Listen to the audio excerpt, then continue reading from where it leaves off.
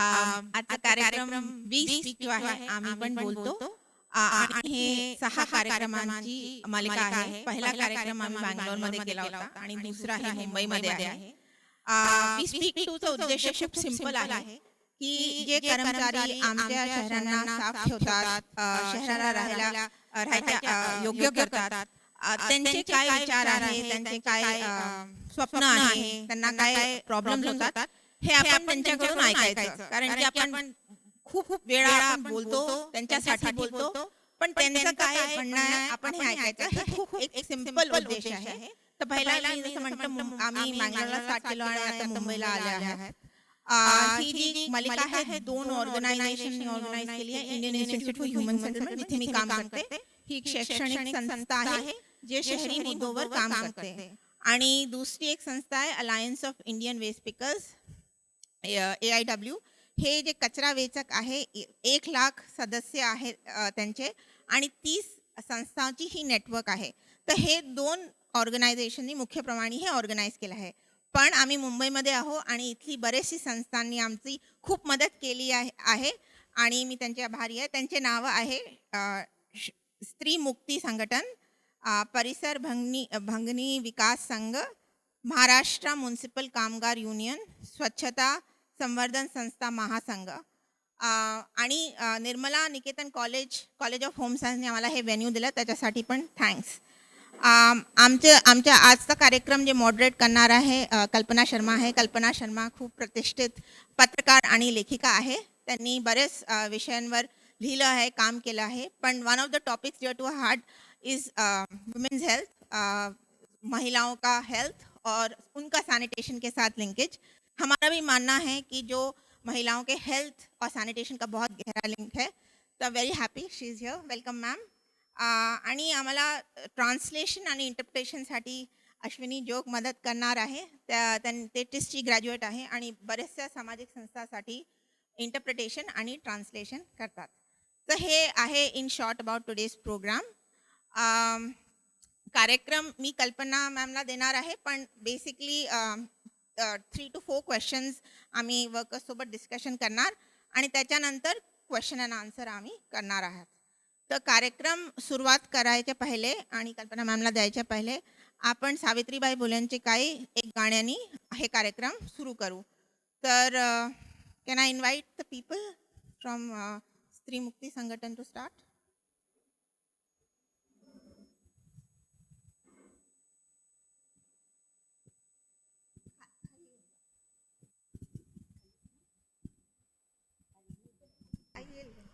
तुम्ही पण बोलायचं आहे पाठीमागे सर्वांनी. मी सुरुवात करते आता.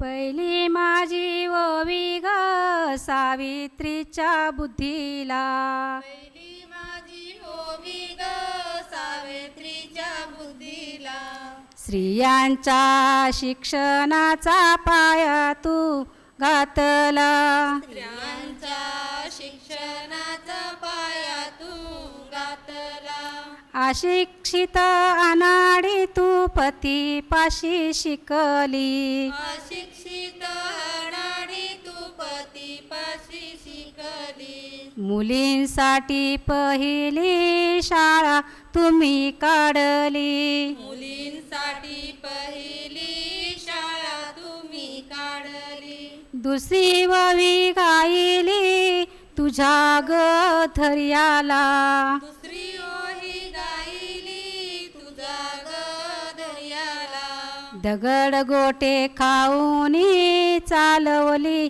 तू शाळा, दगड गोटे खाऊनी चालवली तू शाळा, घराबाहेर काढले गुंड्याने अडविले, घराबाहेर काढले गुंडांनी अडविले, धीराने तोंड दिले सगळ्या त्रासाला, धीराने तोंड दिले सगळ्या त्रासाला, तिसरी माझी ओवी ग तुझ्या मोठ्या मनाला, तिसरी माझी ओवी ग तुझ्या मोठ्या मनाला, फसलेल्या विधवेचा सांभाळ तू केला. फसलेल्या विधवेचा सांभाळ तू केला. आबालानी अनाथाचे माय बाप होऊन आबालांनी अनाथाचे माय बाप होऊन यशवंत बाळाला दत्तक घेतला. यशवंत बाळाला दत्तक घेतला. चौथी ववी गायली तुझ्या थोर हृदयाला. चौथी ओवी गायली तुझ्या थोर हृदयाला. माणुसकीचा झरा जात नित्य ग वाहिला. माणुसकीचा झरा जात नित्य ग वाहिला. ज्योतोबाची सावली नाही तू राहिली. ज्योतोबांची सावली नाही तू राहिली. सत्य धर्म प्रकाशात तेजाने तळपली. सत्य धर्म प्रकाशात तेजाने तळपली. दुःखिताच्या सेवेत देह तू ठेविला. दुःखितांच्या सेवेत देह तू ठेविला. स्मरण तुझे करुणी वसामी घेतला. मरण तुझे करुणी वसामी घेतला. भगिनीला जागविन संघटित करीन. भगिनींना जागविन संघटित करीन. ज्ञान ज्योत लावीन हेच तुला नमन. ज्ञान ज्योत लावीन हेच तुला नमन. ज्ञान ज्योत लावीन हेच तुला नमन.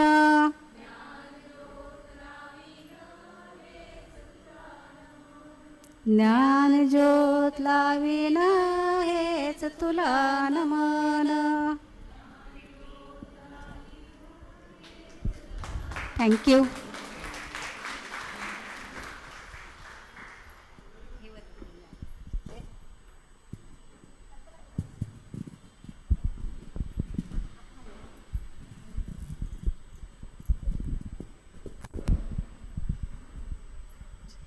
नमस्ते। ये प्रोग्राम हिंदी और मराठी दोनों में होने वाला है, क्योंकि कुछ लोग यहाँ पे हिंदी बोलते हैं, कुछ लोग मराठी बोलते हैं। मैं ज़्यादा हिंदी बोलती हूँ, मेरी मराठी चलती फिरती है, पर मुझे समझ आती है। पहले मैं कहना चाहती हूँ, मैं पत्रकार हूँ और काफ़ी सालों से मैंने डेवलपमेंट इश्यूज़ जो कहते हैं उसके बारे में भी लिखा है। पर सबसे महत्वपूर्ण मुझे ये लगा है पिछले बहुत सालों से कि जब भी हम ये सैनिटेशन के बारे में बात करते हैं तो अखबारों में आप केवल ये पढ़ते हैं कि इतने टॉयलेट बने या इतना ड्रेनेज पाइप बनाया, कि अभी ये टैंक खुला है, कि ये डंप में ये होता है, पर जो लोग काम करते हैं उनके बारे में हम कभी पढ़ते ही नहीं हैं।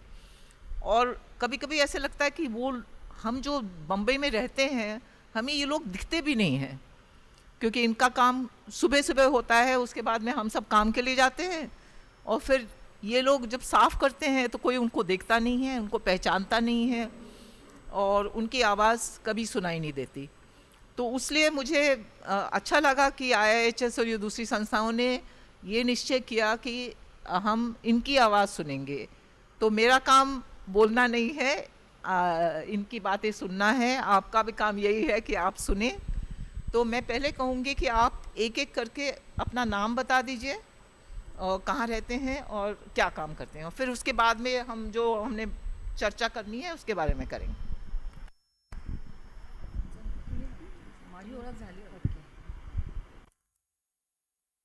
नमस्कार, मी सुशीला मोकर श्रीमुक्ती संघटनामध्ये काम करते आणि राहायला घाटकोपर रमाबाई कॉलनी, आणि मी कोऑपरेटिव्हवरती काम करते। माझ्या कोऑपरेटिव्हचं नाव आहे वसुंधरा घन कचरा व्यवस्थापक वसुंधरा ही घराघरातला कचरा घेणं आणि त्याच कचऱ्याचं खत बनवणं आणि क्लिनिंगचे कामं करणं, शॉर्टिंगचं काम करणं, शॉर्टिंग करून रिसायकलिंगला तो कचरा पाठवणं.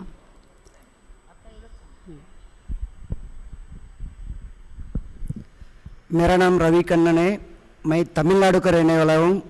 मैं करीब मुंबई में 89 से हूँ. मैं ये काम 96 से ये काम पे मैं कचरा गाड़ी मतलब कचरा गाड़ी में डंपर में काम शुरू किया था स्टार्टिंग में. तभी हमको बेसिक में मतलब बोले तो एक दिन का पर डे का 125 रुपये 130 रुपये 6 फेरा मारने के बाद में हम लोग को मिलता था. तो 2 काम कर रहता है, कभी 3 काम कर रहता है. तो हम लोग कचरा गोला करने के लिए जाता था. जो लोखंड का पेटी रहता था वो उठाता था हम लोग.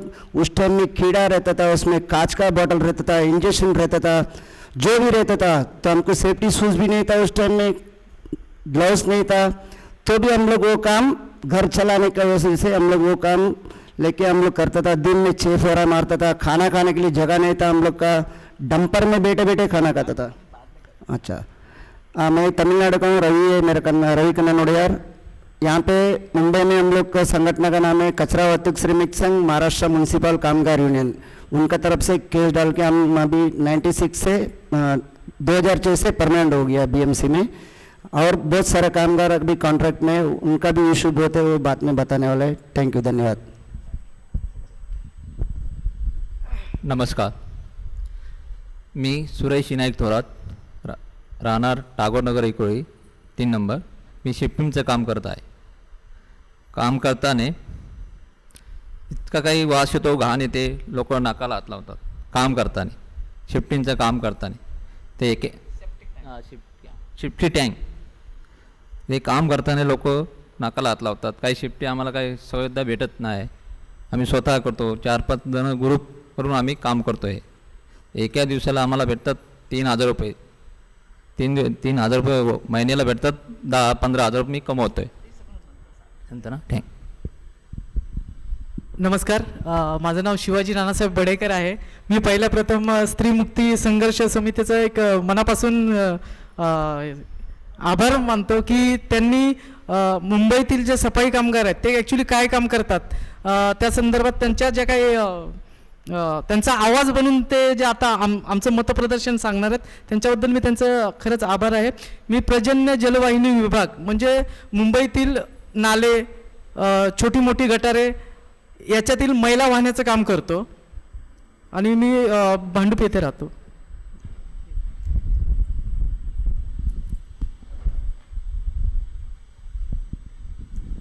मैं संजना लवेरा, मैं किन्नर हूँ, टॉयलेट सफा करती हूँ. मुझे कोई शर्म नहीं है कि मैं टॉयलेट सफा कर रही हूँ, क्योंकि भारत को अच्छा करना हमारा काम है. मुझे बहुत घमंड है इस चीज़ पे कि मैं मेहनत का खा रही हूँ, ना भीख मांग रही हूँ ना जिस्म बेच रही हूँ.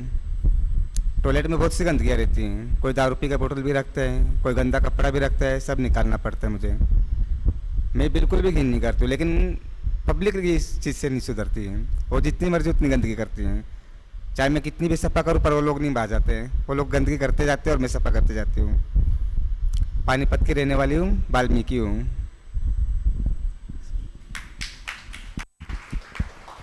नमस्कार, जय भीम.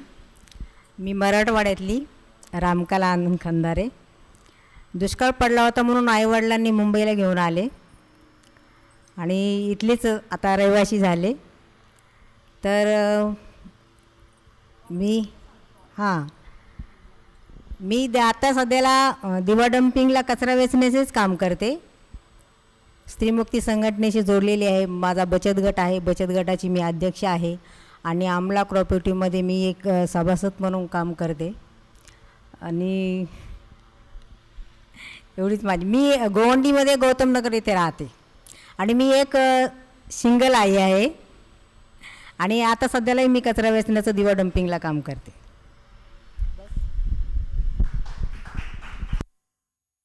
तो जैसे आपने सुना, ये हमारे साथ जो भाई बहन हैं वो कचरा सॉर्ट करते हैं.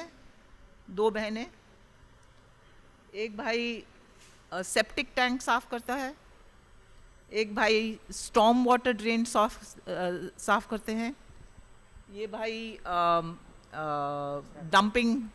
डंपर का काम पहले वो बताएंगे ज़रा डिटेल में, पर डंपर का काम करते हैं, और ये टॉयलेट साफ़ करती हैं, जो कि झोपड़पट्टी में जो कॉमन टॉयलेट्स हैं या सोसाइटीज़ में हैं, उनका काम वो है। Mane in sub K beach में जो काम होता है जो हम देखते नहीं हैं, जिसके बारे में मैंने कहा, ये सब भाई बहन कर रहे हैं। तो मैं इनसे और ज़रा डिटेल में जानना चाहती हूँ कि पहले आप कुछ का आपने बताया है कि आपने कैसे शुरू किया, पर कब शुरू किया, कैसे शुरू किया? मैंने कोई और काम कर रहा था ये उसलिए आप लोगों ने शुरू किया? कितने साल के थे जब ये काम शुरू किया? और जो काम मिला उसके लिए आपको कोई कुछ जाके किसी को कहना पड़ा कि मुझे ये काम चाहिए, कि क्योंकि घर वाला कोई था उसलिए काम आपको मिल गया? और जो काम करते हैं उसके लिए सरकार है या कॉन्ट्रैक्टर है या अपने आप काम करते हैं या कोऑपरेटिव जैसे करते हैं, उसके बारे में? और पैसा कौन देता है? हर दिन मिलता है पैसा, हर महीना मिलता है, हर हफ्ता मिलता है कि नहीं कभी कभी? और उसके अलावा कोई और सुविधा मिलती है कि नहीं, वो भी जानना चाहते हैं। और आपका दिन कैसा होता है? मैंने सुबह कितने बजे निकलना पड़ता है घर से और क्या काम करना पड़ता है? बीच में कुछ आपको ब्रेक मिलता है, आप घर जा सकते हैं बीच में, कि एक बार काम शुरू हुआ तो चलता रहता है जब तक काम ख़त्म हुआ? हफ्ते में छुट्टी मिलती है कि नहीं? तो ये सब आप एक एक करके हमें बताएं ज़रा, क्योंकि काफ़ी लोगों को बोलना है। तो कोई भी शुरू करना चाहते हैं, आप बताइए कौन शुरू करेगा ये?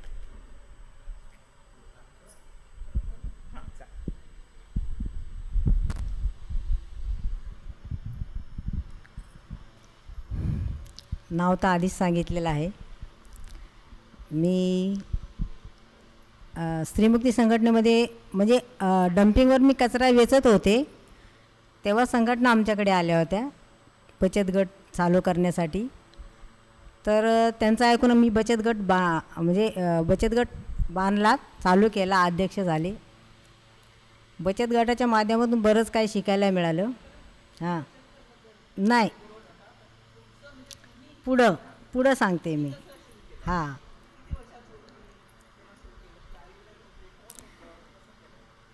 आईवडील माझे त्या दुष्काळाच्या याच्यामध्ये ते गावावरून मुंबईला आले होते. ते गोवंडी पुलाखाली राहत होते आणि तिथून त्यांना हाकलून दिल्यामुळे मग ते गौतमनगरला एक खाडी होती, त्याच्यामध्ये त्यांनी ते घरं म्हणजे झाडं उपटून घरं बांधले होते. त्यावेळेस बारदानाची घरं होते. आणि मग असं त्यावेळेस मी खूप लहान होते, मला काही माहीत नाही, पण आई सांगते. आणि मी 3 वर्षाचे होते तेव्हा माझे वडील वारले. मग आम्ही 4 बहिणी होतो. 2 बहिणीचे लग्न वडिलांनीच करून दिले होते आणि 2 बहिणी आम्ही बिगर लग्नाच्या होतो. तर 2 लग्न, एक लग्न आईने करून दिलं, बारकी मी राहिले. त्याच्यानंतर मग ते बारदाण्याचे जे घरं होते ते नंतर पत्र्याचे घरं झाले. मग पत्र्याचं घर आणि वरून प्लास्टिक असं होतं.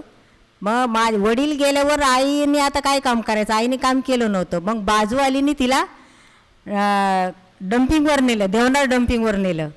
पण त्यावेळेस बोलतात की गोवंडीच्या इथून असं PL लोखंडे मार्गावरून रेल्वे गाडीनी कचरा डम्पिंगवर जात होता. आणि मग ते बाजूवाली बाईला माहीत होतं म्हणून तिने माझ्या आईला डम्पिंगवर न्यायला सुरुवात केली. मग तिला शिकवलं की काचपत्रा कसा विकायचा, काय करायचं. तिनेच विकायला, तिनेच काटेवाला दाखवला, डोक्यावर पाटी घेऊन अर्ध्या रस्त्यात येऊन. आणि मग खूप लांब त्या लोक विकायला जायचे. आता वडील तर गेले, दोघींची जिम्मेदारी आईवरच माझ्या पडली. मग असं करता करता मोठ्या बहिणीचं लग्न केलं. मी राहिले एकटी. आई मला शाळेत घालत नव्हती, मला शिकण्याची खूप इच्छा होती. पण आई, आमच्या घरामध्ये कोणी शिकलेलं नाही. 3 बहिणी शिकलेल्या नव्हत्या, वडीलही शिकलेले नाही, आई शिकलेली नाही. आणि मग मला शिकण्याची इच्छा होती. बाजूवाल्याचं आगरी समाजाचे लोक होते, तर मी बळच कागद घेऊन अशी काय पण मनामध्ये बुटबुट करायची. तर ती बाई मला म्हणाली, तुला शाळेत जायचं आहे? मी म्हणे हो, पण आई घालत नाही. मग त्या बाजूवाल्यांनी मला शाळेमध्ये घातलं. त्यांनी माझं शाळेमध्ये जाऊन देवनार शाळेमध्ये जाऊन नाव टाकलं. त्यांनीच मला कपडे घेतले. मला ने-आण ते लोकच करत होते, कारण त्यांची एक मोठी मुलगी होती नंदा नावाची. तर तिने मला शाळेत घातले. त्याच्यानंतर मग मी शिकले. शाळा 7वी शिकले. मग थोडी लहान असताना आजूबाजूवाल्यासंग भांडणं करायची, म्हणून आई मला डम्पिंगला घेऊन जायची सोबत, कचऱ्यावर जायची. आणि शाळा माझी दुपारची होती. डम्पिंगमध्ये माझी आई कचराच गोळा करायची, जसं की काच, पत्रा, भंगार, डबा हे सगळं तेव्हा एक आकडीने याचायच्या. आणि ते एका आकडीने घेऊन फुगा प्लास्टिक घेऊन काटेवाल्याकडे विकायला जायच्या. असं माझी आई काम करत होती. मग माझी आई, मी घरी भांडणं करत होते म्हणून मग माझी आई मला सोबत घेऊन जायची. नाही, चालत घेऊन जायची. मग तिच्यासोबत ती हे करायची, मी तिच्या अवताल खेळायची. मग ती मला थोडी माहिती झाली त्या कचऱ्याची. मग असं करता करता नंतर मग मी म्हणले मी आता येणार नाही. मग मी आता शाळेत जाणार आहे, मी आता काही येणार नाही तुझ्यासोबत. मग मी शाळेत जायला लागले. मग त्याच्यानंतर ते जर्मल पितळ आणायचं, मग ते छाटायचं काम करायचं. मग ते मला सगळं माहिती होतं. मग नंतर 7वी शिक्षण, आईला बोलले मला शिक्षण शिकव. नाही म्हणाली, माझ्याच्याने नाही होणार तुला. त्यावेळेस सगळं विकत घ्यायचं होतं. म्युन्सिपाल्टी काही देत नव्हती. पाटी, पुस्तक, पेन्सिल, दप्तर सगळं विकत घ्यायचं होतं. 7वीपर्यंत शिकवले. इच्छा होती खूप शिकण्याची, पण नाही शिकवणं झालं. गरीब परिस्थिती असल्यामुळं आईने शिकवलं नाही. त्याच्यानंतर 7वी शिकवली, 1-2 वर्ष घरी ठेवलं, नंतर लग्न करून दिलं. तर 93मध्ये माझं लग्न झालं. लग्न पण असं झालं की गौतम नगरमध्येच आमच्याच गावचे लोक राहत होते. तर माझं माहेरही तेच आहे आणि सासरही तेच आहे, गौतम नगर. तर माझा नवरा तेव्हा नोकरीला होता. लग्न लावून दिलं. 93मध्ये लग्न झालं माझं. सगळी जॉईंट फॅमिली होती. सगळे चुलत सखे सगळे एकत्र होते. 10-12 माणसं घरात होते. खूप काम पडायचं, करायची मी काम. नवरा बायको नवरा नंतर कळालं की एकदम संशय खातोय, इथं बसू देत नाही, तिथं बसू देत नाही. नंतर खूप टेन्शन झालं डोक्याला. शिव्या गाळी, मारहाण, काम करावाच लागेल. करायची काम तशीच, आजारी पडायची. नवरा म्हणायचा की आजारी पडलं तर काय, खाण्याने माणूस मरतं, कामाने माणूस मरत नाही. खायचं ते खा, पण तू काम केलंच पाहिजे, करायची काम. एक दिवस मला एवढी ताप आली, खूप ताप आली. मग घरचे बोलले की दवाखान्यात ने तुझ्या बायकोला. दवाखान्यामध्ये नेलं नवऱ्याने, रिक्षात बसून नेलं नवऱ्याने दवाखान्यामध्ये. तिथं गेल्यावर डॉक्टरनी मला विचारलं काय होते. डॉक्टरला म्हणतो तिला नका विचारू, तुम्ही मला विचारा काय होते म्हणून. तर मी डॉक्टर म्हणाले की मी पेशंटला विचारणार. तर मग मी सांगितलं डॉक्टरला की मला असं होते तसं होते. मला तिथंच म्हणाले की तू डॉक्टरला का बोललीस, मी बोलणार होतो. त्यांनी एवढा पाऊस चालू होता, तर चेंबूर स्टेशनला रिक्षाने तर नेलं, पण येताना माझ्या अंगाला एवढा ताप असून त्यांनी मला चालत घरी आणलं नवऱ्यानी. नंतर असं कळालं की एरियातला असून हा एवढा संशयखोर आहे. मला खूप त्या गोष्टीचं त्यावेळेस वाईट वाटलं. थोडंफार झगडे झाले आमच्यामध्ये. त्याने लगेच नंतर जहर पेलं. भांडणामध्ये मस्ती खूप करायचं, मला चांगलं वाटत नव्हतं. 4 माणसामध्ये मस्ती करणं योग्य दिसत नव्हतं. आता लग्न झाले, दोघांमध्ये काय होतं, पण झालं आमचं. भांडणं झाल्याच्या नंतर मग त्यांनी जहर घेतलं. त्याच्यानंतर मी बोललं जाऊ दे, जे काय होईन माझ्या नशिबानं होईन. जहर घेतलं. मी खूप इलाज केल्यानंतर त्यांचा दवाखान्यामध्ये नेलं, इकडे तिकडे नेलं. नंतर मुलगी झाली मला एक. तरी आम्ही जॉईंट फॅमिलीमध्येच होतो. चुलत सासू सासरे सगळे आम्ही एकत्र फॅमिलीमध्येच होतो. हां, नाही, मग नंतर घरामध्ये वातावरण चालू होतं. दोघाचे 4 हात झाले, 4चे 6 हात झाले. कुठून देणार, काय करणार. मग मला ते चांगलं वाटत नव्हतं. खाण्यापिण्याविषयी पण जास्त मला हे करत होते, म्हणजे मला करत नव्हते पण माझ्या नवऱ्याला.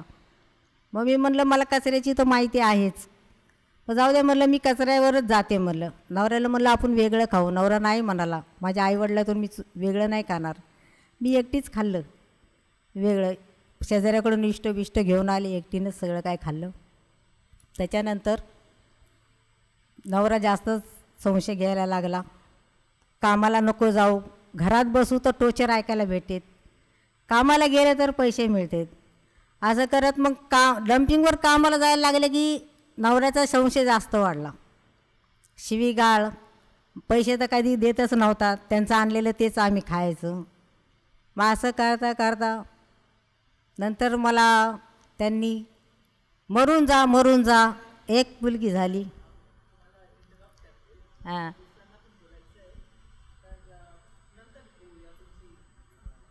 चालेल.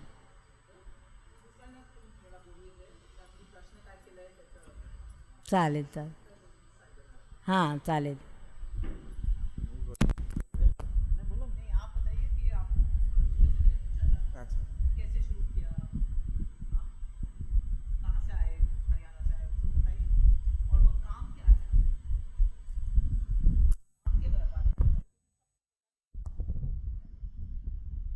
मैं संजना लवेरा, मैं टॉयलेट साफ करती हूँ. मैं हरियाणा से आई हूँ. पप्पा लेकर आए थे 3 साल की, तो पप्पा 7 साल ही साथ में रह गए. 10 साल की थी तो पप्पा ऑफ हो गए. तभी से ये काम कर रही हूँ. पहले कांजूरमार्ग में करती थी, अशोक नगर में. अभी गगनगिरी में करती हूँ, टेमीपाड़े में. मंडल मुझे पगार देती है 4000, उसमें ही घर चलाती हूँ, सब करती हूँ. पर कभी मैं भीख नहीं मांगने नहीं गई हूँ और जिसम नहीं बेचा है. मेहनत का खाया है हमेशा. बाकी बोलते सब किन्नर मुझे कि भंगी है, बाथरूम धोती है, ये करती है, जोड़ों में आ जा, बैठ जा, किन्नरों में आ जा. बहुत से लफ्ज़ ऐसे जो मुझे सुनने पड़ते हैं. पर नहीं, मेहनत का खाऊंगी. वही 2 हाथ पैर इंसान को औरत को दिए, वही 2 हाथ पैर मर्द को दिए, वही 2 हाथ पैर मुझे दिए. जब ये कर सकते तो मैं क्यों नहीं कर सकती ये मेहनत? मैं भी खा सकती हूँ मेहनत का. जरूर नहीं है कि टाली बजाऊंगी, भीख मांगूंगा. मुझे दिन में कम से कम 125 बाथरूम धोने पड़ते हैं. 3-4 शौचालय हैं अलग अलग सोसाइटी में. 125. कहीं 4000 पगार है, कहीं 2000 पगार है, कहीं 3000 पगार है. ऐसे पगार है मुझे. कभी जल्दी भी मिलती है, कभी लेट भी हो जाते हैं. सबकी प्रॉब्लम रहती है. जो नहीं कि हमारी रहती है, हमारे मंडल की भी रह सकती है, हमारे सेठ लोग की भी रह सकती है. कभी गाँव गए, कभी कुछ प्रॉब्लम हुआ उनको, पर कभी तकलीफ नहीं दी है किसी ने. हाँ, बस इतना है कि राह चलती पब्लिक तकलीफ दे देती है, क्योंकि ऐसे लोगों की गंदी नजर है. कितने बजे सुबह जाना पड़ता है? मैं घर से कुछ 2 बजे निकलती हूँ. 2 बजे तो शाम को आ जाती हूँ 7-8 बजे घर पे. 6-7 घंटे का काम है. और पहले हम जब बात कर रहे थे, आपने कहा कि आपकी माँ भी ये काम करती थी. हाँ, माँ भी यही काम करती थी, बाप भी यही काम एसिड करता. जो डालते हाँ, हैं जो toilet मम्मी की में, आँख उसके में बारे चले गया था. मेरी मम्मी भी बाथरूम ही साफा करती थी. और केमिकल बोलते हैं ना अपन, एसिड, ब्लीचिंग पाउडर, जो तेजाब का दूसरा रूप रहता है एसिड. और मम्मी की आँख में गया तो मम्मी की आँख खराब हो गई थी और मम्मी को दिखना बंद हो गया आँख से. इसलिए मुझे बाथरूम धोने पड़े. फैमिली को संभाल के चल रही हूँ, फैमिली से अलग नहीं हूँ. नहीं तो काफ़ी किन्नर बोलते हैं हमें घर से निकाल दिया है, हमें ये तकलीफ दी घर वालों ने. नहीं, अगर तुम जैसा करोगे घर वाले वैसा तुम्हारे साथ करेंगे. मैं परिवार को संभाल रही हूँ, फैमिली को, तो मेरी फैमिली मेरे साथ है. मैं बहुत घमंड करती हूँ झाड़ू के काम पे. मेहनत का है, ईमानदारी का है. और ये कुछ भी झूठ नहीं है, कुछ भी बेईमाना नहीं है इस काम में. ये 4000 जो मिलते हैं अभी मिलते हैं. हाँ, पहले जब शुरू किया था तो कितना? तभी 3500 थी. कितना? 3500. 3.5. हाँ. और अभी 4000. अभी 4. इतने सालों में खाली हाँ. 500 रुपए ज्यादा हो गया. क्या करें, मंडल के पास भी तो उतना रहना चाहिए ना, तभी तो पगार बढ़ेगी ना.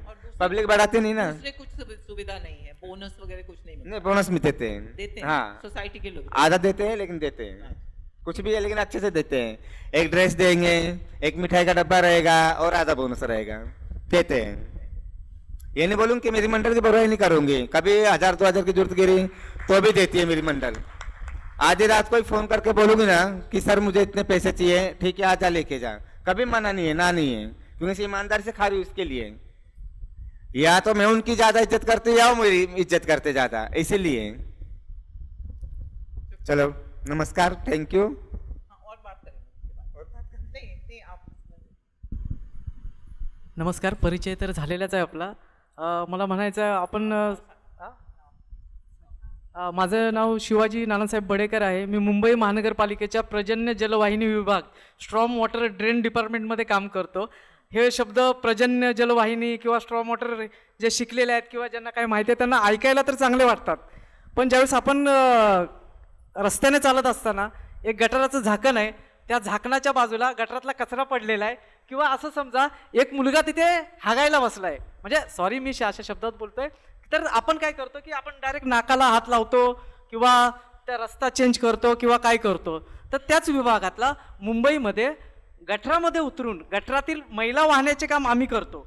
आता प्रत्यक्षरित्या आम्ही आता गटरात उतरत नाही, तर आता महानगरपालिकेने एक मशीन सक्शन कम जेटिंग रिसायकल अशा वेगवेगळ्या म्हणजे तिथे माणसं गटरात उतरू नये म्हणून ते मशिनी आणलेल्या आहेत, त्या गाडीवरती मी कामाला आहे.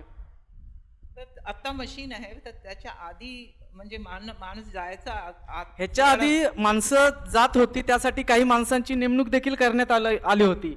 आणि आता जरी मशिनरी आल्या असतील तरी मशिनरी जिथपर्यंत काम करते तिथपर्यंत ती मशिनरी करते, पण जे गटर ज्यावेळेस चोक होतं त्यावेळेस प्रत्यक्षरित्या नाहीतर अप्रत्यक्षरित्या आम्हाला म्हणजे दबावाखाली किंवा नाही हे काम तुला केलंच पाहिजे तसं आम्हाला एकदम प्रेशराईज करून ते आम्हाला गटरात पण उतरवतात आणि काम पण करायला लावतात. आणि त्याचा जर आमचे 8 तासाचं काम झालं आणि त्याच्यावरती जर 1 तास जरी झालं तर त्याला जे ओव्हर टाईम वगैरे असतं तशा प्रकारचं आम्हाला काय म्हणजे ओव्हर टाईम वगैरे दिला जात नाही. आणि तुम्ही कॉन्ट्रॅक्टर बरोबर काम करता की BMCचं काम आहे? तसं बघायला गेलं तर आमचं काम हे 12 महिने चालणारं काम आहे. 12 महिने दिवसातल्या 3 शिफ्टमध्ये हे आमचं काम चालतं. आणि आपल्या संविधानानुसार जे काही रोज म्हणजे 12 महिने चाललेलं काम ते काम कॉन्ट्रॅक्टमध्ये देऊ शकत नाहीत. पण आता ते काम कॉन्ट्रॅक्टमध्ये कसं जातं आहे याच्याबद्दल तर मला काही एवढी माहिती नाही, पण नियम तर असं सांगतोय की 12 महिने चालणारं काम हे कॉन्ट्रॅक्ट पद्धतीने दिलंच जाऊ नये आणि ते देऊ पण शकत नाही. ते तरी पण आता ते चालूच आहे कामाचं. आणि तुम्हाला महिन्याचं पगार भेटतं त्याच्यावर? हा, महिन्याचा पगार मिळतो. ज्यावेळेस मी कामाला लागलो त्यावेळेस मला 5,500-6,000 हजार रुपये काहीतरी पगार होता. तर आता मला जवळजवळ लागून 12 वर्ष झालेले आहेत. आणि आमचं काम इतकं जिकिरीचं आणि मेहनतीचं आहे. आणि त्या कामामध्ये धूळ माती कण प्लॅस्टिकच्या बाटल्या दारूच्या बाटल्या हागलेलं मुतलेलं असं म्हणजे विविध प्रकारची घाण असते. आणि ते घाण साफ करायचं काम हे आमचं असतं, तरी देखील आमचं म्हणजे असा पाहिजे असा विचार केला जात नाही. पगार कमी दिला जातो. पगार मागण्यासाठी जर आम्ही बोललो की आम्हाला बाबा जरासा वाढीव पगार दे, वाढीव पगार पाहिजे, ठीक आहे देतो म्हणून सांगतात. आणि दुसऱ्या दिवशी कामावर गेल्यावर सांगतात की आज तुझी गरज नाही, तू घरी जा म्हणून. तरी देखील आम्ही चला काम भेटेल नाही भेटेल म्हणून आम्ही तिथे आपलं गपचूप उभं राहतो आणि हे करतो. महिन्याला किती भेटतात मग? त्यावेळेस महिन्याला म्हणजे 5,500-6,000 हजार रुपये होते. त्याच्यानंतर मग दुसरी काय सुविधा भेटते?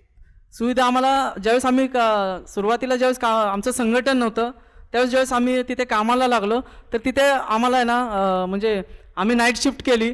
आणि सकाळी जर बाथरूमला जायचं म्हटलं तर तिथले म्हणजे ते अधिकारी लोक आहेत ते आम्हाला म्हणजे कॉन्ट्रॅक्ट लेबर असल्यामुळे ते आम्हाला का तिथे आतमध्ये संडासला वगैरे जाऊन द्यायचे नाहीत. मग आम्ही आता सुरुवातीला आम्ही एकदा असं बघितल्यानंतर जे मुंबईचं म्हणजे गटारातली जी घाण डम्पिंग केली जाते. मग आता जर समजा आम्ही फर्स्ट शिपवरून रात्री 3:30-4 वाजता आलेलो आहे फर्स्ट शिपवरून आमच्या डिपार्टमेंटला आणि तिथे आम्ही डम्पिंग करतोय. तर ही लोक आम्हाला म्हणजे तिथे लॉक लावायचे किंवा मेन डोअरला लॉक लावायचे. मग आता समजा मला जर बाथरूमला जायचं आहे किंवा टॉयलेटला जायचं आहे तर मग मी काय करायचं तिथे आपलं ते नळाला पाणी असायचं, एकच नळ, त्या नळाला पाणी असायचं. मग इकडून तिकडून बादली किंवा असं ते प्लॅस्टिकची बॉटल घ्यायची आणि मग कुठेतरी जाऊन आपलं साईडला जाऊन म्हणजे कोण्यामध्ये जाऊन म्हणजे असं जे आपली हे असतं ते विसर्जन हे करायचं.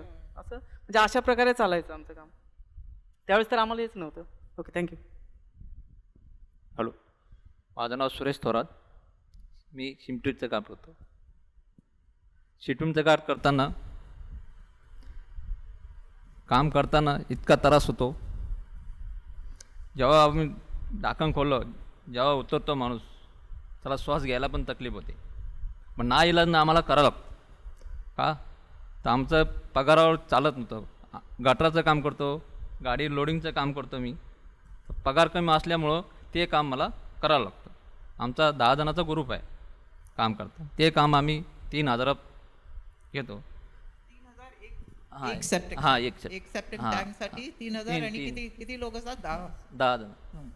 10 जण लोक असतं ते काम आम्ही करतो. तेवढ्याच्यावर माझं जेव्हा ते खोलताना घाण उचलताना जेव्हा ते सोसायटीचे लोक असतात जेव्हा आपली घाण समज एखादा डब्बा आमचा डब्बा असतो 15 लिटरचा, तेव्हा तो लिकीज असला आणि जेव्हा ती घाण पडली चाळीमध्ये तर येऊन वरडणार, हे साफ कर. आम्ही म्हणलो करतो, आमचं काम पूर्ण झालं तुम्हाला आम्ही साफ करून देतो, असं आम्ही काम करतो. आणि हे तुम्हाला कोण बोलवतं? कॉन्ट्रॅक्टर सांगतो यायला की सोसायटीचे लोक, म्हणजे ते झोपडपट्टीची सोसायटी आहे ते कोण बोलवतं? सोसायटीचं बोलत. सोसायटीचं. आणि हा. म्हणजे ते 3000 रुपये सोसायटी. हां, सोसायटीचं. आणि एक दिवस बरं नाही वाटलं, नाही गेलं तर पैसे नाही भेटणार. देणार. तर महिन्याला किती होतं? कितीदा तुम्हाला साफ, म्हणजे दररोज काम असतं की कधी दररोज कधी? नाही, महिन्याला म्हणजे महिन्यातून 2-3 वेळेस. दररोज कुठच्या तरी सेप्टिक टँक साफ करायला पाहिजे. दररोज नाही भेटत ना. दररोज नाही नाही, भेटत. महिन्यातून माझं दुसरं पण काम करतो मी, गाडी लोडिंगचं, कचऱ्याचं दुसरं पण काम करतो, गाडी लोडिंग करायचं, तेव्हा मला 10-12 हजार पगार भेटतो. हां, ठीक.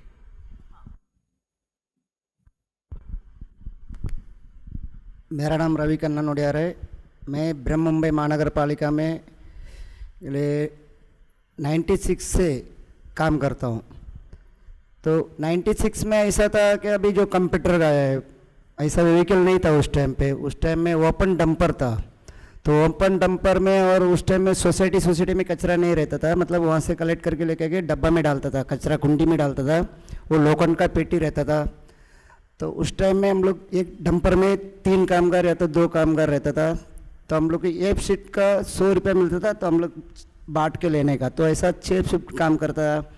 उस टाइम में ना सेफ्टी शूज़ था हमारा पास, ना हैंड ग्लव्स था, ना कुछ नहीं था. तो उस टाइम में जैसा कचरा भरने के लिए पेटी उठाता था तो भाप इतना आता था क्या, मतलब श्वास का तकलीफ भी होता था, बीमार भी होता था, कांच भी सब मतलब मिक्स रहता था कचरा. अभी तो थोड़ा सूखा कचरा, गिल्ला कचरा. पता है कि वो कचरा आजकल तो सेपरेशन वगैरह करते हैं. तो जब आपने शुरू किया तो सभी कचरा कुछ नहीं था तभी. एक ही डंपर में डालते. जो बच्चे लोग का जो संडास करता है घर में झोपड़पट्टी में, टेली में बांध के लेके उसमें डालता था. तो गमेले से भरने का पौड़ा से ऐसा सर से उठा के हाथ से पलटी करने टाइम में हमारा ऊपर भी, आंख का ऊपर भी गिरता था. तो उस टाइम में डंपिंग ग्राउंड में हाथ पैर धोने के लिए भी पानी नहीं था.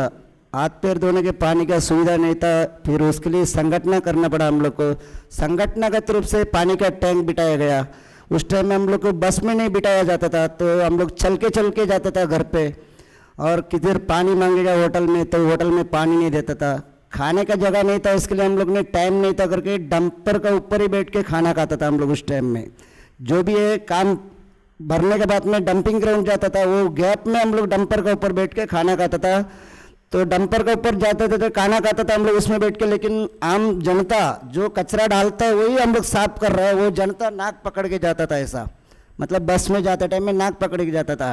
तो हम क्या करें, हमारा काम है, खाना तो पड़ेगा, तो इसके लिए टाइम नहीं है. तो डंपर में ऊपर काम करता था. उसके बाद संगठन का वजह से 96 में केस डाला गया. केस डालने के बाद में रास्ता आंदोलन किया, मैयत मोर्चा निकाला. कामगार डंपर में जाते जाते बैठते बैठते मतलब एक्सीडेंट हो जाता है, वो गिर जाता है. बीएमसी बोलता है कि मेरा लेबर नहीं है, कॉन्ट्रैक्टर बोलता है कि मेरा लेबर नहीं है. तो इस तरीके का बहुत परिस्थिति सामना करना पड़ा. तो हम लोग ने आखिर में दो मैयत का मोर्चा भी बीएमसी का हेड ऑफिस में बीटी में लेके आए हम लोग. उसका नाम अच्छे से मुझे याद है, शेखर सुंदरम करके तमिलनाडु का एक है. तो उनका मैयत का मोर्चा लेके आके वहाँ पे मैयत रखने के बाद में बीएमसी बोलता है क्या, ठीक है हम उनका कॉन्पनसेशन देता है. कॉन्ट्रैक्टर भी बोलता है कि हम उनका कॉन्पनसेशन देते हैं. एक इंसान काम करते करते गुजर जाता है.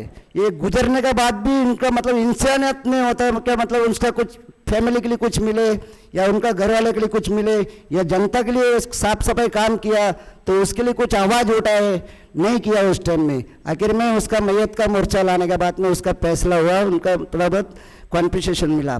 तो इसी तरह मैं जैसा उस टाइम में काम करता था, केस डाल के आंदोलन करके सब कुछ, चड्डी मोर्चा बनी, टकला मोर्चा, उपवासन आज़ाद मैदान में कितना बार उपवासन किया. उसके बाद में हम लोग ने सोनिया गांधी को मिलने के लिए गया संगठन का तरफ से. उसके बाद में आखिर में हम लोग का 2003 में एग्रीमेंट हुआ. उसके पहले 6 साल 100 रुपया पगार में काम किया था बीएमसी के अंदर में, 100 रुपया पगार करके. एग्रीमेंट होने के बाद में फिर 2006 में हम लोग का 1200 कामगार का, डंपिंग कामगार का परमानेंट हुआ. उसी टाइम में जो हम लोग के संगठन में जो 580 कामगार था, झाड़ू मारता था रास्ता में, उनका भी संगठन ने केस डाला, रास्ता मोर्चा किया, आंदोलन किया, सब कुछ किया, लेकिन आखिर में अभी उन लोग का केस अभी पास हुआ, फिर भी अंदर बीएमसी ले रहा नहीं है। उसके बाद 2700 कामगार का जो झाड़ू खाता में काम करता है, हमारा साथ में डंपिंग ग्राउंड में उतर के काम करता है, कचरा कलेक्ट करता है, सब बिल्डिंग में जाके सेम काम है उन लोग का, सेम काम जैसा मैं करता हूँ ऐसा सेम काम है। उनको भी सेम बेनिफिट मिलना चाहिए, लेकिन बीएमसी जो डेली काम करने का है वो कॉन्ट्रैक्ट में देती है, कॉन्ट्रैक्ट में पगार कम देता है, सेफ्टी का कुछ नहीं, ये सब सिस्टम मतलब बहुत इशू है उसमें। अच्छा, तो मुझे ज़रा समझना है ज़रा, आपका परमानेंट हो गया क्योंकि आपने संगठन किया। Yes. हाँ, तो अब ये आप बीएमसी के परमानेंट एम्प्लॉई है, हाँ, और आपको कुछ सुविधा भी मिलती है, आप पहले बोल रहे थे पीएफ, पर जो दूसरे हैं आप कह रहे हैं उनको अभी तक ये नहीं मिल रहा है, कॉन्ट्रैक्ट पे है। वो जो सड़क साफ करते हैं वो सब कॉन्ट्रैक्ट वर्कर्स हैं, वो सड़क भी BMC साफ करता है और हमारा साथ साथ में काम भी आपके करता है। साथ काम करते हैं। अच्छा, ठीक। जैसा परमानेंट लेबर 2 लेबर रहेगा, फिर कॉन्ट्रैक्ट लेबर भी 2 लेबर 3 लेबर रहता है, सेम काम करता है उन लोग भी। उनको उनको क्या बोलता है उसको, बेसिक मतलब बेसिक मतलब वगैरह नहीं मिलता। हाँ, नहीं मिलता है उनको, जो वहाँ पे से ऊपर से पास हो जाता है 700 रुपया किमान वेतन पास तो होता है वहाँ से, लेकिन यहाँ पे कम पगार में, कई वार्ड में ईमानदारी से दिया जाता है, कई वार्ड में 300 रुपया में पगार दिया जाता है। उनका पीएफ बराबर काटा नहीं जाता है, नाम में फिलिंग जानबूझ के फिलिंग में मिस्टेक किया जाता है, ये सही कार्ड नाम के लिए काटा जाता है, लेकिन उनका दवाखाने में कुछ सुविधा मिलता नहीं है। जब मैं परमानेंट था तभी भी हम लोग को बीएमसी में सुविधा नहीं था, ये मेडिक्लेम का सुविधा नहीं था। उसके बाद बहुत सालों का बाद में एक न्यू इंडिया इंश्योरेंस कंपनी करके उन्होंने एक कार्ड बना के दिया था, हम लोग से पैसा काटता था बीएमसी, उसी के दौरान से मेडिकल मिलता था, लेकिन बीएमसी ने वो पैसा कंपनी को दिया नहीं, इसके लिए वो स्कीम भी बंद हो गया। अभी 2-3 साल को हो गया। अभी मुझे एक गांव में गया था, तभी एक्सीडेंट हो गया था, तो अगर स्कीम रहता तो मैं उसमें लाभ उठाता था, फिर भी मेरे को कर्जा लेके 1,10,000 रुपया खर्चा करना पड़ा, मेरे को हाथ में सलिया बिठाना पड़ा। Thank you. मैं ज़रा एम्फसाइज करने चाहती हूँ जो इन्होंने कहा, क्योंकि ये तो परमानेंट वर्कर है, तभी भी इन्होंने कहा कि जो इंश्योरेंस, मेडिकल इंश्योरेंस की जो स्कीम थी उसके लिए बीएमसी को पैसा देना चाहिए था ना, इंश्योरेंस कंपनी को, और इन लोगों ने सम फॉर्म वगैरह भर के लिखा है, पर वो 15,000 रुपये नहीं दिया, और इसका मतलब इनका मेडिकल इंश्योरेंस जो मिलना चाहिए, जो इनका हक है, और जो भी उन्हें मिला है वो उन्होंने संगठन किया उसलिए मिला, नहीं तो नहीं मिलता। आप बताइए। अच्छा, यही बताइए, जैसे सबने बताया है कि आपने कैसे शुरू किया, आपके फैमिली का कोई था, आपका काम क्या है, जो कचरा सॉर्टिंग है, आप ज़रा हमें समझाइए कि आप कैसे करते हैं, कितने घंटे करना पड़ता है, और अब तो आपका कोऑपरेटिव बन गया है, पर उसके पहले तो आपने हाथ से सब साफ किया था ना, उसके बारे में। माझं नाव सुशीला मोकळ, मी तर मगाशीच नाव सांगितले तुम्हाला। मी पण एक कचरा वेचक महिलाच आहे, पण कचऱ्यामधून मी आता एका कोऑपरेटिव्हची सचिव आहे। माझ्या कोऑपरेटिव्हचं नाव आहे वसुंधरा घन कचरा व्यवस्थापक। कचऱ्यामधूनच मी कोऑपरेटिव्हमध्ये आले, कारण का ट्रेनिंग एवढं घेतलं आणि संस्थेचं बळ, त्याच्यामुळे मी इथपर्यंत आले। माझं काम आहे ओल्या कचऱ्यापासून खत बनवणं आणि सोसायट्यांमध्ये जाऊन मीटिंग घेणं आणि काम मिळवणं, आणि तिथे ज्या माझ्या परिसर भगिनी आहेत कचरा वेचक, त्यांना कामं मिळवून देणं, कामाला लावणं आणि ट्रेनिंग देणं। सोसायट्यांमध्ये जाऊन जे कचरा लोक घेणारे आहेत सोसायटीने ठेवलेले, त्यांना जाऊन ट्रेनिंग देते। परत महानगरपालिकेला पण मी ठाण्याला ट्रेनिंग दिलेलं आहे, ओल्या कचऱ्यापासून खत कसं तयार करायचं ते, आणि इतर सोसायट्यांमध्ये जाऊन पण ट्रेनिंग देते। सुका ओला वेगळा वेगळा करा, सुका रिसायकलिंगला जाऊ द्या आणि ओल्या कचऱ्यापासून खत तयार करा, याचे मी कामं करते सोसायट्यांमध्ये। तुम्ही ट्रेनिंग देता हो, तर लोक असं करतात का? हो सोसायटीचे लोक करतात ना। म्हणजे आपण सांगितलं ना, वेगवेगळं ठेवतात की नाही? वेगवेगळं ठेवत नाही, पण आपल्याला वारंवार त्यांना सांगावं लागतं, पण आपण सांगितलेलं ते लोक ऐकतात, बऱ्यापैकी ऐकतात। आणि तुमचे कोऑपरेटिव्हमध्ये बायका लोक आहे ते काय काम करतात? तुम्ही मला आधी सांगत होते की कंपनीनी तुम्हाला कॉन्ट्रॅक्ट दिलं, ते जरा सांगा की कॉन्ट्रॅक्ट भेटलं होतं की कंपनीचं काय कचरा आहे तुम्ही सॉर्ट आउट करणार, बरोबर? म्हणजे आम्हाला 2010ला सीटचं कॉन्ट्रॅक्ट मिळालेलं. तर ते कॉन्ट्रॅक्ट आम्ही म्हणजे आम्हाला असंच मिळालेलं, आमच्या अग्निहोत्री मॅडमनी आम्हाला मिळून दिलं कचरा वेचक महिलांना, कारण का ते कचऱ्याचं काम आहे ना, म्हणून कचरा वेचक महिलांनाच मिळालं पाहिजे. पण आता 2014ला तिथे सगळे काटेवाले शिरलेत आतमध्ये, त्यांनी ते पैसे भरून कॉन्ट्रॅक्ट विकत घेतले. म्हणजे आम्ही पैसे नाही भरू शकत, रिश्वत देऊन त्यांनी लाच देऊन त्यांनी ते कॉन्ट्रॅक्ट मिळवलंय. आणि आम्ही कोऑपरेटिव्ह म्हणून ते कॉन्ट्रॅक्ट नाही मिळू शकलो आणि आम्ही लाच पण देऊ शकत नाहीत, कारण का आम्ही लाच घेत पण नाही आणि लाच देत पण नाही. असं आम्ही प्रेमाने मागू शकतो काम तुमच्याकडे. जे आमचं काही काम आहे ते आम्ही सांगून तुम्हाला कन्व्हेन्स करू शकतो, आमची जी मेहनत आहे ती तुम्हाला दाखवू शकतो, पण लाच नाही देऊ शकत. तसं ते बायका आता घरीच बसतात तुमच्या बरोबर ते काम करत होते? नाही, तिथे मी जाऊन त्यांना भांडली. पण जरी तुम्ही आमचं कॉन्ट्रॅक्ट केलं, बंद केलं असेल, पण ज्या आमच्या महिला ज्या काम करतात तिथे त्यांना तुम्ही काढू नका, त्यांचा रोजगार बुडू नका, त्यांना तुम्ही ठेवा. पण त्यांनी ते शब्द पाळला आमचा. तर आमच्या महिलांना त्यांनी काढलं नाही, त्यांना कामावरच ठेवलं तिथे. भले आमचं कॉन्ट्रॅक्ट त्यांनी बंद केलं, पण आमच्या ज्या परिसर भगिनी कामाला आहे तिथे, ते तिथेच कामाला आहेत अजून. दूसरी बात, मुझे आपने सब बताया अपना अपना जो आप काम करते हैं उसके बारे में. दूसरी बात है कि सरकार हमेशा कहती है कि हम सब ये सैनिटेशन जो कामगार, सफाई कामगार हैं, वो बहुत अच्छा काम कर रहे हैं, उनके लिए हम इतनी सुविधा दे रहे हैं, उनको ये दे रहे हैं, वो दे रहे हैं, बहुत क्या दे रहे हैं सरकार? तो एक मिनट, तो मुझे यही पूछना था कि आपने, कुछ लोगों ने तो बताया है कि क्या सुविधा मिलती है जब आप सरकार बीएमसी या कोई अर्बन लोकल बॉडी के लिए काम करते हैं, तब तो लिखा हुआ होता है कि ये मिलना चाहिए आपको, जैसे इनको. पर जो कॉन्ट्रैक्टर के लिए काम करते हैं उनके लिए क्या मिलता है उनको, और उनका क्या हक है, वो लोग जानते हैं कि नहीं?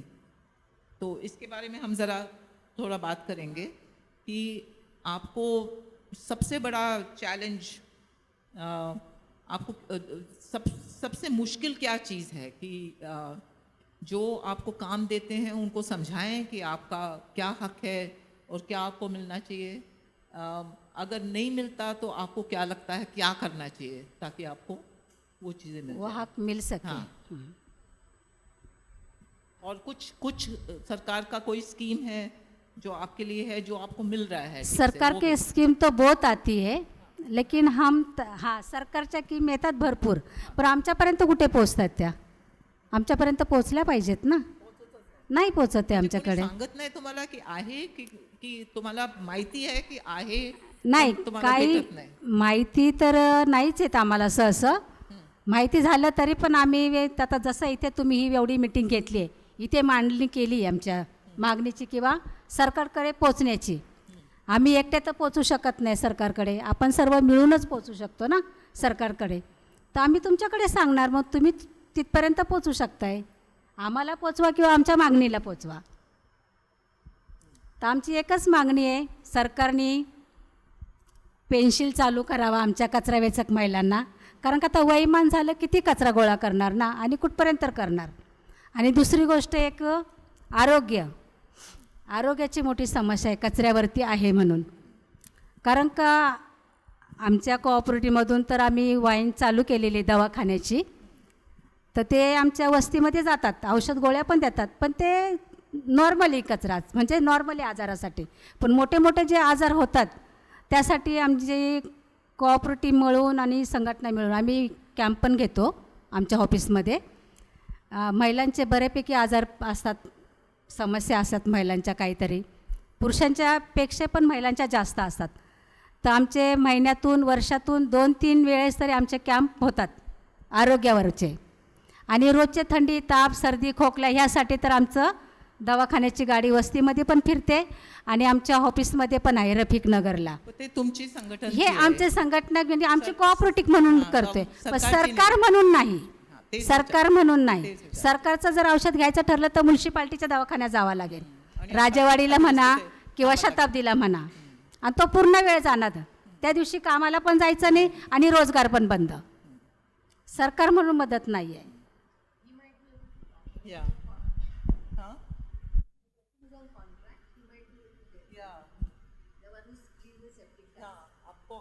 तुम्ही सांगा आम्हाला की हे वार्ता काय करत आहे की सरकारी काय सुविधा तुम्हाला भेटते की नाही का तुम्ही तर आता कॉन्ट्रॅक्टवरती आहे, कॉन्ट्रॅक्टवर पण नाही, म्हणजे केव्हा पण काम भेटलं तर कोणी आजारी पडलं, हे काम तुम्ही करता त्याच्यानी तर दररोज कोणीतरी आजारी पडत असणार. पडतात. तर त्याच्यासाठी काय आहे, कोण म्हणजे स्वतःचे पैसे खर्च करायचे, म्युन्सिपालिटीमध्ये गेले तर काय भेटतं, काहीच भेटत काहीच नाही, नाही ते सांगा आम्हाला. म्युन्सिपाल्टीमध्ये गेलं तर काही भेटत नाही. हां. जे आपले काय आणि कॉन्ट्रॅक्टर कॉन्ट्रॅक्टर तर काय नाहीच. तर तुम्ही बरं नाही आहे, कामाला नाही आले तर बस या दिवशी तर पैसे नाही नाही भेटत. हां. नाही भेट. आणि दुसरी काय म्हणजे सरकारी दुसरी सुविधा आहे ते तुम्हाला भेटते मग आता हां. हे सगळे स्कीम्स आहे ना, आरोग्याचं हे आहे आणि ते आहे, ते हां. त्याच्या भेटत नाही तुम्हाला? नाही भेटत, सुविधा काहीच भेटत नाही आम्हाला. आमचे जे कांदिवलीला 4 आमचे साथी गेलेत त्याला तर आजपर्यंत काही सुविधा भेटलीच नाही. त्याला देऊ म्हणले इमा याचं आहे त्याचं अजून काही सुविधा त्याला भेटली नाही. तसं होण्या नाही पाहिजे. तर माझी मागणी आहे कल्पनाताई तुम्हाला की आमचा पण एक बोर्ड लागला पाहिजे, आमची पण सुविधा झाली पाहिजे, आम्हाला स्वतःचं घर मिळालं पाहिजे, ही आमची मागणी आहे तुम्हाला. कल्पना सरकारला मागणी तुम्हाला सांग. मी काय करणार मला माहित नाही. तुम्ही माहिती बहुत शकता तुम्ही ना काय तुम्ही. बोलत आहे मी ऐकत आहे, हे सगळे हां ऐकणार. हो. असं माझी इच्छा आहे. हां ठीक आहे. हां ओके या.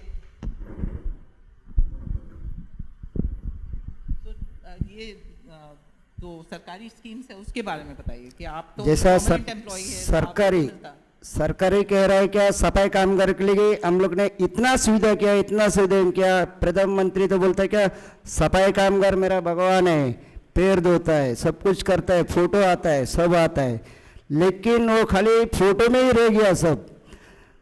कामगार के लिए कायदा सब कुछ है बोलता है, लेकिन ना कॉन्ट्रैक्ट बेसिक में काम करने वाले होने दो या परमानेंट कामगार होने दो, हक के लिए लड़ाई का सिवा कुछ भी नहीं मिलता है। आखिर में रोड मोर्चा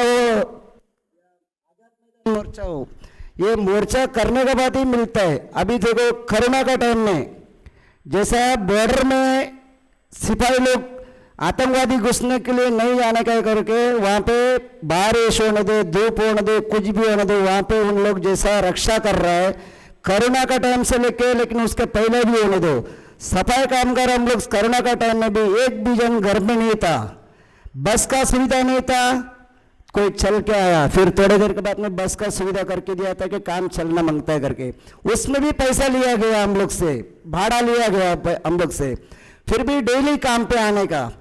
कोरोना का डर नहीं हम लोग को कुछ नहीं है, ये तो हम लोग डेली कोरोना से हम लोग झगड़ा कर रहे हैं, डेली बीमारी से झगड़ा कर रहे हैं हम लोग, तो हम डरता नहीं था क्योंकि बॉर्डर में जैसा वहाँ पे मिलिट्री वाला वहाँ पे रक्षा कर रहा है, यहाँ पे हम लोग मुंबई को साफ करने के टाइम में साफ एक दिन में अगर साफ नहीं किया तो मुंबई वासी लोग का कोरोना से भी खतरनाक बीमारी आ सकता है। इसके लिए हम लोग ने एक भी दिन हम लोग ने घर पे नहीं बैठा, एक भी महिला भी होने दो, पुरुष होने दो, कोई लेडीज लोग उम्र वाला भी रहता है, उन लोग भी सभी लोग काम पे आता था, सभी लोग कोरोना का टाइम में काम किया। उस टाइम में बीएमसी कहता था कोरोना का टाइम में जो काम करता था उनको भत्ता दिया जाएगा, तो परमानेंट वर्कर को दिया गया वो भत्ता, लेकिन वही काम जो कॉन्ट्रैक्ट बेसिक में जो काम करता था उन लोग को देता करके अभी तक नहीं दिया। वो कॉन्ट्रैक्ट बेसिक में जो काम करता था, यही मैं चाहता हूँ कि बोलता है लेकिन करता नहीं है, किताब में लिखता है लेकिन वो मंत्रालय में रह जाता है, हम तक पहुँचता नहीं है।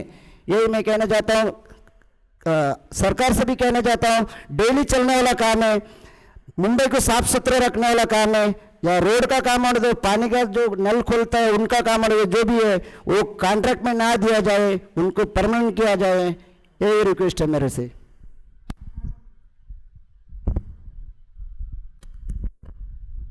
तसं बघायला सुविधाबद्दल बोला, म्हणजे काय काय सरकारी सुविधा आहे तर तुम्हाला भेटतं की नाही, तर तुमचं काम तर कॉन्ट्रॅक्टवरती आहे की परमनंट आहे?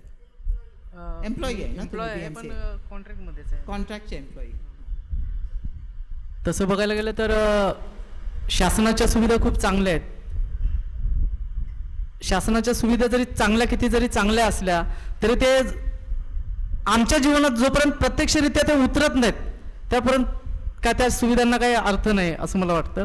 दुसरी गोष्ट म्हणजे की जागतिक महामारी कोरोनाच्या काळामध्ये आम्ही कामं केली. त्यास मी स्वतः कर्जत आता मी कर्जतला राहिला, तर कर्जतवरून मी दररोज दादर अपडाऊन करतो. तर मी आठवडाभर इथे राहायचो. आमचे त्यावेळेस जेवणाचे हाल व्हायचे की बाबा तिथे आमचा पालिकेचा एक अधिकारी नसायचा ना, कॉन्ट्रॅक्टरचा कुठला अधिकारी असायचा आहे. जे काही काम असेल ते आम्हाला फक्त फोनवर सांगितलं जायचं की ह्या रोडला जाऊन तुम्हाला काम करायचं, त्या रोडला जाऊन काम करायचं. तर आम्ही इमानीतपणे ते काम केलं. दुसरी गोष्ट अशी आहे की आपल्या देशाचे माननीय प्रधानमंत्री नरेंद्र मोदी साहेब आता सफाई कर्मचाऱ्यांचे आता काही दिवसांपूर्वी पाय धुणे वगैरे हे केलं. पण मला असं म्हणायचं आहे की आमच्या मागण्या खूप छोट्या आहेत. छोटे म्हणजे खूप छोटे आहेत.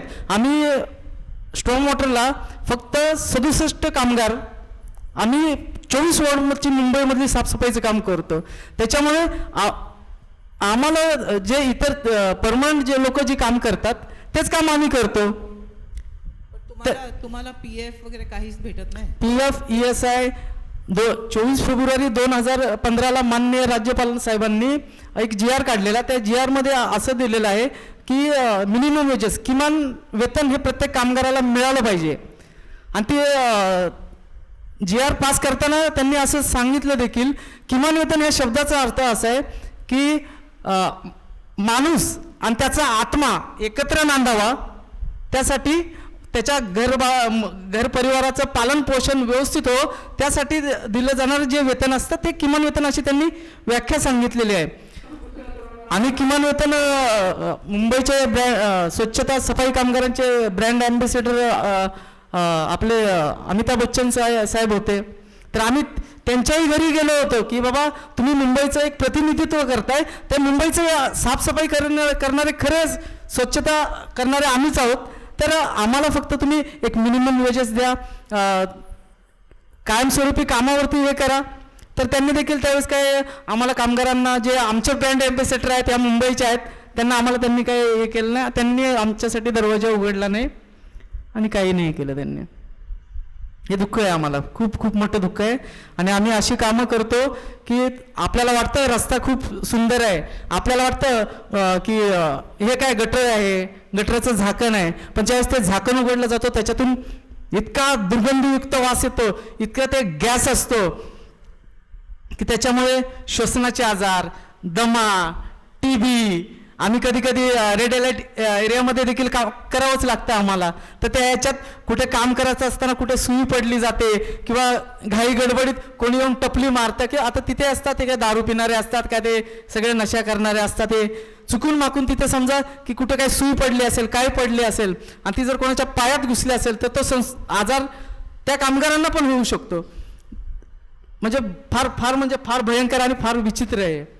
म्हणजे असं मला हे वाटतं. त्याच्यामुळे सरकारने आमच्या जे काही कंत्राटी कामगार आहेत त्यांना कायमस्वरूपी कामावरती हे करावं. फार छोटी मागणी आहे आणि जर सरकारच्या मनात आलं तर ते सरकार करू शकतं, पण ते करत नाही आहे.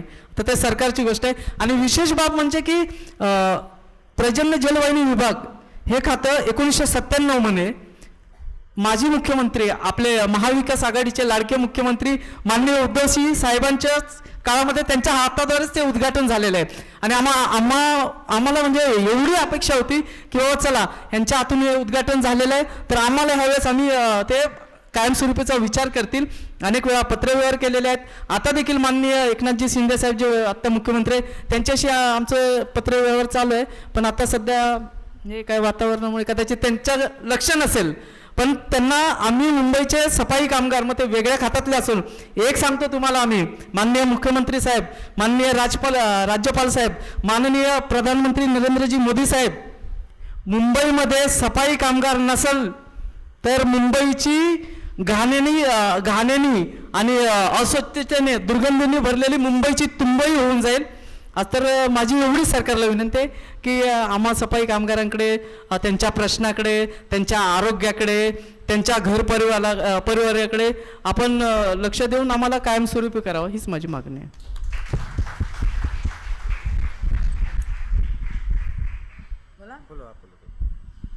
आप बोलो. मेरी कहानी अभी बहुत लंबी है क्योंकि अब बात सरकार पे आ गई है. मेरे कान की बात थी तभी बोलूंगी, फिलहाल आप याद बोलो. नहीं, पर मुझे कहना है कि लंबी बात मत कीजिए कि सबको बोलना है. हाँ थोड़ा संक्षेप में बोलिए जो बोलना है। अभी जो हम टॉपिक डिस्कस कर रहे हैं वो है कि सरकारी जो सुविधा है आपको मिल रही है कि नहीं, इसके बारे में बताइए। फिर दूसरी और बात करेंगे। सरकारने तर अजून आमच्यापर्यंत काहीच सुविधा पोहोचवलेल्या नाही आहेत. जसं हॉस्पिटलमध्ये पण आम्ही जर गेलो तर स्वस्त गोळ्या देतात आणि जास्त महागाच्या गोळ्या असल्या की मेडिकलवरून आणा म्हणून असं सांगतात. तर सगळेच गोळ्या द्यायला पाहिजेत. जर BMC सरकारने जर योजना काढली तर हॉस्पिटलमधून पण कचरा वेचक ज्या महिला आहेत तर त्यांना बाहेरची दवागोळी नाही द्यायला पाहिजेत. सस्ती देतात, महागाची मेडिकलमधून आणावी लागते. दुसरी गोष्ट, ज्या विधवा महिला आहेत त्यांना पेन्शन्स आम्ही लय टाईम मोर्चे नेले, असं नाही की नाही नेले, 2-4 टाईम पुष्कळ टाईम नेले की विधवा महिलाला पेन्शन सुरू करा, विधवा महिलाला पेन्शन, पण ती अजून काही झालेली नाही आहे. अजून एक पेन्शन स्कीम आहे ना हां. सरकारची, हां, तर ते पण तुम्हाला भेटत नाही का? नाही, कशाला? नाही मिळालेलीच नाही. आणि जे म्हणजे लोकांना माहिती नाही की कसं घ्यायचं की काय काय आहे. तर लोकांना माहिती आहे की नाही, पण आम्ही गेलेलो एकदा दोनदा, पण लोकल आहे. पण आता आमच्या इथं येतात असे सामाजिक कार्यकर्ते की महिलांना पेन्शनची सुविधा आहे. आम्ही ठीक आहे फॉर्म भरून बघा. 1-2 ठिकाणी फॉर्म पण भरले पण त्याचा काही रिप्लाय अजून आलेला नाही, आमच्यापर्यंत पोहोचला नाही. हां.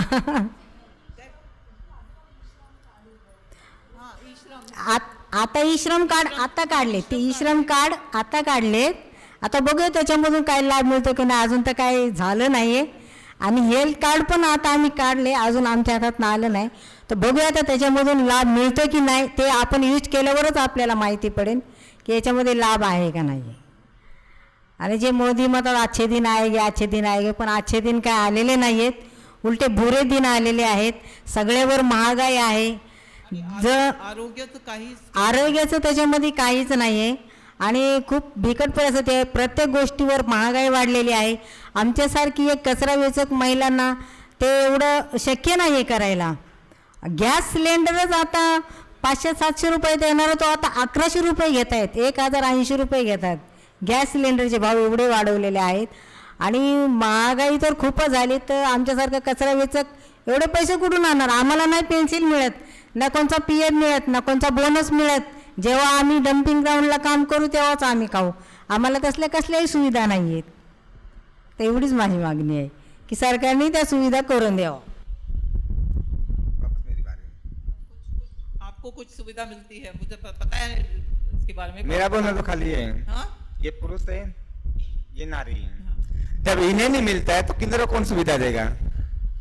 ना हमारा आधार कार्ड है, ना पैन कार्ड है, ना PF है, ना डॉक्टरी है, ना कुछ है। हॉस्पिटल में भी जाओ, लंबा खड़े हो जाओ जाके, क्या करना है फिर?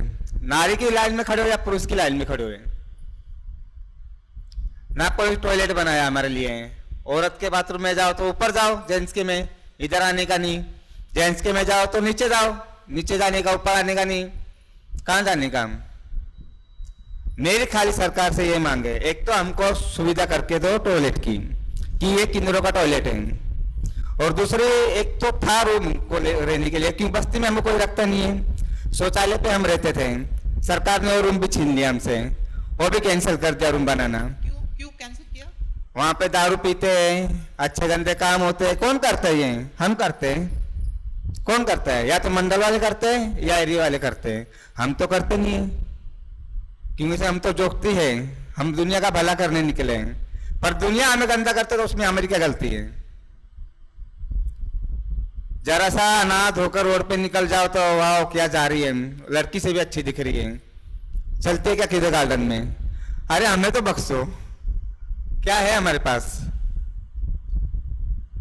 तो यही मांगे मेरी सरकार से कि वो जो शौचालय पे रूम बनते थे वो बना के दो, हमें आधार कार्ड पैन कार्ड हमारे बनवाने चालू कर दो, और हमको शौचालय में एक बाथरूम तो हमको दो।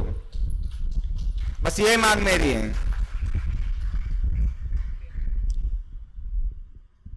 अच्छा, तो आपने अब या oh in English, okay. So I've been requested to just summarize some of this in English, which I'll do from. So first you heard the people who are speaking here who doing what is the essential work as far as sanitation is concerned in a city. So you have somebody who cleans septic tanks, you have someone who works in stormwater drains, you have someone who works in takes the waste to the dumping sites. You have these two women who sort the waste, particularly the dry waste, though they've now formed cooperatives. And you have Sanjana who cleans toilets, and toilets in either buildings or in societies, that is in jhopapattis where there are common toilets. But all of them have a common theme, which is that one, as our brother here said, that unless they organize, they do not get even what the rights that they're supposed to be getting. Even if they're permanent employees, as he is of the BMC, it doesn't come automatically. Those who are not organized, who do not have a Sangathan, like our brother here who cleans septic tanks, they have absolutely no rights. So if he falls sick tomorrow and cannot go to clean the septic tank, for which a group of men is paid 3,000 rupees for cleaning that septic tank, which means entering it manually, having to suffer the gaseous fumes that comes from it, and then cleaning it, because in many of these places which are in the slums, even the machines that are there, the smaller ones, cannot reach because there's no way that it can reach. So these people are still, even though there's a law now that is banning this kind of cleaning, it still continues even in the city of Bombay. And what he was telling us is that if he falls sick one day, there is nothing he can do. He will just not get that work. He will not get paid for that day. So he has to do a lot of other work in order to be able to earn enough. The same with the stormwater drains, even though it is a little more permanent, there's still very few benefits.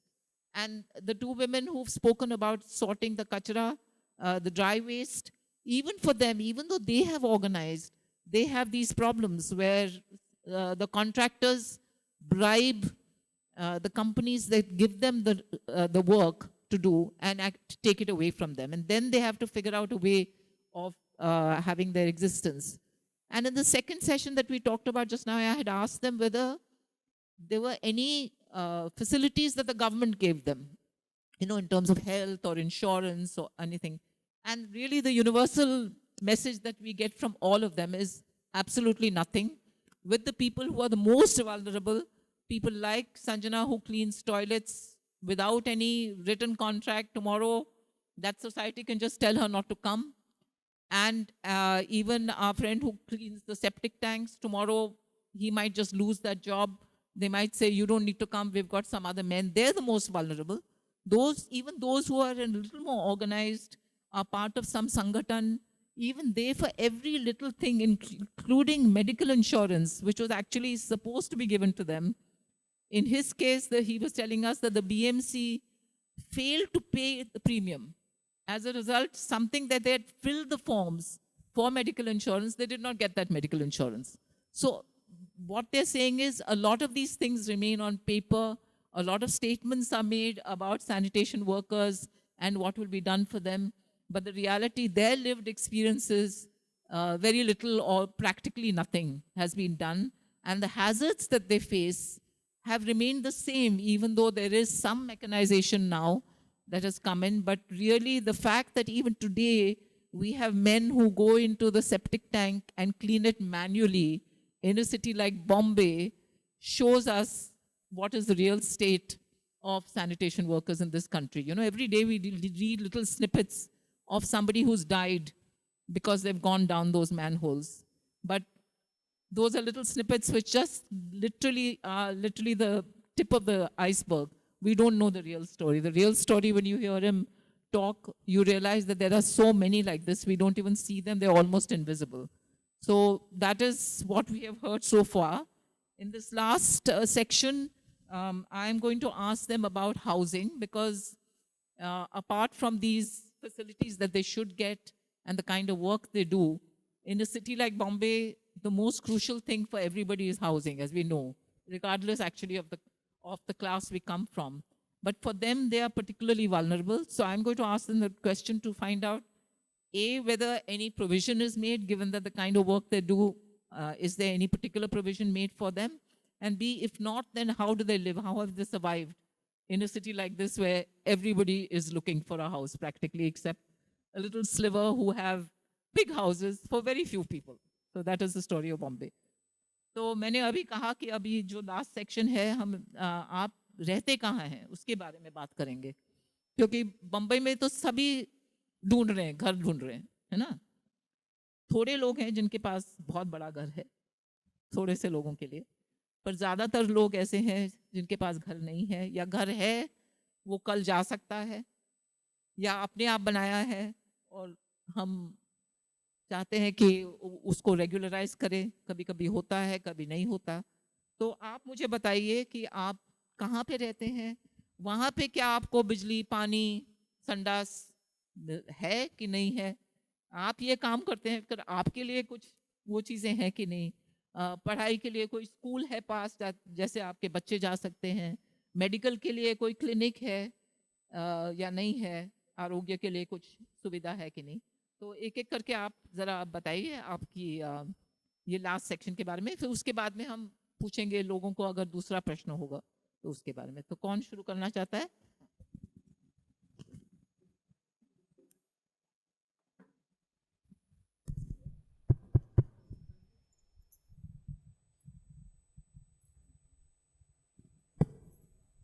ये भी बताइए की आपका अपना घर है या किराये पे लिया है, म्हणजे भाडा देतात की स्वतःचं आहे, कुठे राहतात, कसं, म्हणजे ते काय जागा आहे ते सगळं. रमाबाई कॉलनीमध्ये राहते मी. आत्ता हल्ली 2-3 वर्षापूर्वी घर घेतले मुलांनी माझ्या, आणि पूर्वी मी भाड्यानेच राहत होते. एवढं वर्ष म्हणजे 94 पासून ते आत्तापर्यंत मी भाड्याने राहत होते. आता हल्ली 2-3 वर्षापासून मी घर घेतले मुलांनी, आणि ते वेगळे राहतात, आणि मी आणि माझे मिस्टर आम्ही दोघं जण एकत्र राहतो कॉलनीमध्ये. पक्का घर आहे? नाही, पक्का नाही होतं, पत्र्याचंच होतं, पण आता पक्का बनवून घेतलं. हां, मीच बनवलं? हो, आम्हीच बनवलं. आणि जवळ काही शाळावाला आहे? नाही, शाळा पण लांब आहे, टॉयलेट पण लांब आहे, बाहेरच जावं लागतो डब्बा घेऊन. अजून तुमचं घरात टॉयलेट नाही, घरात नळ पण नाही आहे आणि बाथरूम पण नाही आहे, बाहेरच सगळं, पाणी पण बाहेरच आणि बाथरूम पण बाहेरच आहे. फक्त राहायची जागा आहे घरात असं. आणि काय क्लिनिक, हॉस्पिटल जवळ आहे, म्हणजे कोणाला बरं नाही, बरं नसलं तर राजेवाडी, घाटकोपर, वेस्टला आम्ही राहतो, वेस्टला जावं लागतं. जवळ काही सुविधा नाही आहे. साधं म्युन्सिपाल्टीचा नळसुद्धा नाही आमच्या कॉलनीमध्ये, म्हणजे का फुकट पाणी भरू शकतो म्हणून असं. पाणी जरी भरलं त्याचं बिल भरावं लागतं पाण्याचं सुद्धा. आणि थोडं वेळसाठी येतं ना पाणी? हां, सकाळी 9 वाजता येतं, पण 10 वाजेपर्यंत 1 तास तर घाणच पाणी असतं. 1 तासच्या नंतर मग चांगलं पाणी, 10 वाजता चालू होतं पाणी. मग तुम्ही अर्धा तास घ्यायचं, ती अर्धा तास घेणार, असे सगळे 9 नंबर आहेत आमचे.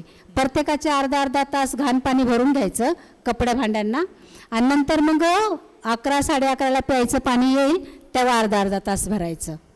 अजून अशी सुविधा चालू आहे आमच्या झोपडपट्टीमध्ये असं.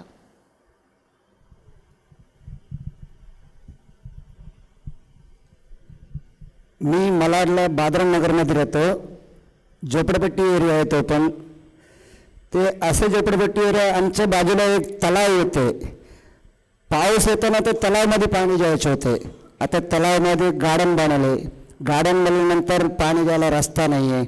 आता 26 जुलै सपून आलं, तलावला भरून टाकलं का? तलाव भरणी करून गार्डन बनवून टाकले. गार्डन बनवलं? हां, गार्डन बनवून टाकले, त्याच्यामुळे पाणी जायला रस्ता नाही आहे. ते 26 जुलै सर्वांना माहिती आहे. 26 जुलैमध्ये आमच्या घरामध्ये पण एवढं पाणी भरले होते. तर म्हणून मी असं छोटी झोपडी आमची 8x10ची रूम आहे. 8x10ची रूम आहे. पहिले पत्राने होते आणि BMCमध्ये कामाला परमनंट झाल्यानंतर मी लोन घेतले. लोन घेतल्यानंतर डबल माला बांधले, की 2 मुलं आहे, एक मुलं आहे, आणि मी आणि बायको. तो झोपायला जागा नव्हते. माझे वडील पण होते. खटियामध्ये वडील झोपायचे होते आणि खटियाच्या खाली झोपायचे होते. ते सरकार बोलते का, प्रधानमंत्री पण बोलते आवाज घरच्या योजना आहे, सर्वांना घर भेटणार आहे. आता मी सोशल मीडियामध्ये एक बायकोचा फोटो इंटरव्ह्यू बघितला. ते कुठेतरी 15 दिवस कामाला गेले होते, तेव्हा त्याचा फोटो केस शिकला आणि त्यांना बोललं का तुमचं घर भेटला. ते इंटरव्ह्यूला ते सोशल मीडियाला गेले, तिथे बोलते का माझं घर मी विकत रेंटलमध्ये घेतले, ते भाड्यामध्ये राहतो. ते खाली बोलणारे घर देणारे बोलतोय आणि घर देत नाहीये. बीएमसी कामगारला आता पण बोलतो तर बीएमसी काय बोलतोय 28,000 कामगार है, एसडब्ल्यू टोटल 28,000 कामगार है. और उनके लिए जो पहले से जो बिल्डिंग में रहता है चालू बीएमसी चालू में वो 4 माला का मंजिल रहता है, तो उसको पूर्ण विकास करके वहाँ पे देने वाला है. लेकिन वो कब देगा कभी नहीं देगा, तब तक हम रिटायर भी हो जाएगा, कुछ पता नहीं है. वो जगह पे रहता है, वहाँ पे उनको बांध के दूसरा मतलब रहने के लिए व्यवस्था करने के बाद में वो तोड़ना चाहिए, लेकिन उनको यहाँ से हटाने का काम पे पीछे पड़ा बीएमसी, क्योंकि उनको यहाँ से हटा देगा तो वो जगह बिल्डर को दिया जाएगा, मतलब वो अच्छा बड़ा बिल्डिंग बना के अच्छा भाव से बिक सके. मुंबई में काम करने वाले जो सफाई कामगार है, इन लोग पनवेल से आता है, कोई पूना से आता है, कोई पालघर से आता है, कोई सूरत से भी आ जाता है. मतलब घर नहीं है तो लंबा जाके घर लेता है इन लोग भाड़े पे.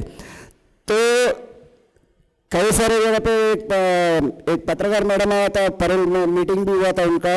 वो घर के पीछे मतलब उनका सब कुछ पत्र करता है, सबका फॉर्म भी भरता है, फिर भी सरकार उसको सुनने के तैयार नहीं है.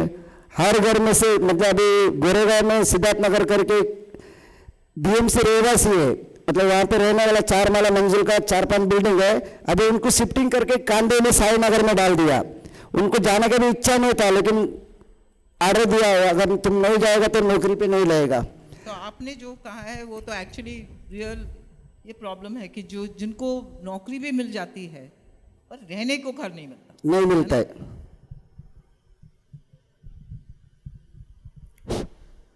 मी टागोरनगरमध्ये होतो, इकडे टागोरनगर 3 नंबर. माझा रूम भाड्याचा आहे, 5,000 रुपये भाडं, महिन्याचं 5,000 रुपये भाडं. तर तुम्ही सांगत होता मला महिन्यामध्ये तुम्हाला 10,000 तुमची कमाई आहे, त्याच्यामधून 5,000 भाड्यामध्ये जातात. आणि ते जिथे तुम्ही राहता तिथे आता हे सांगत होते की तिथे पण टॉयलेट नाही आहे, म्हणजे एक कॉमन टॉयलेट आहे. नाही आमच्याकडे आहे सार्वजनिक, घरात नाही बाहेर सार्वजनिक आहे. साफ आहे? हा साफ आहे. आणि महिन्याचे 100 रुपये येतात ते. आणि पाणी 24 तास लाईट येते? हा लाईट. अच्छा. आणि शाळा आहे जवळ? शाळा जवळ 5 मिनिटं अंतरावर शाळा आहे.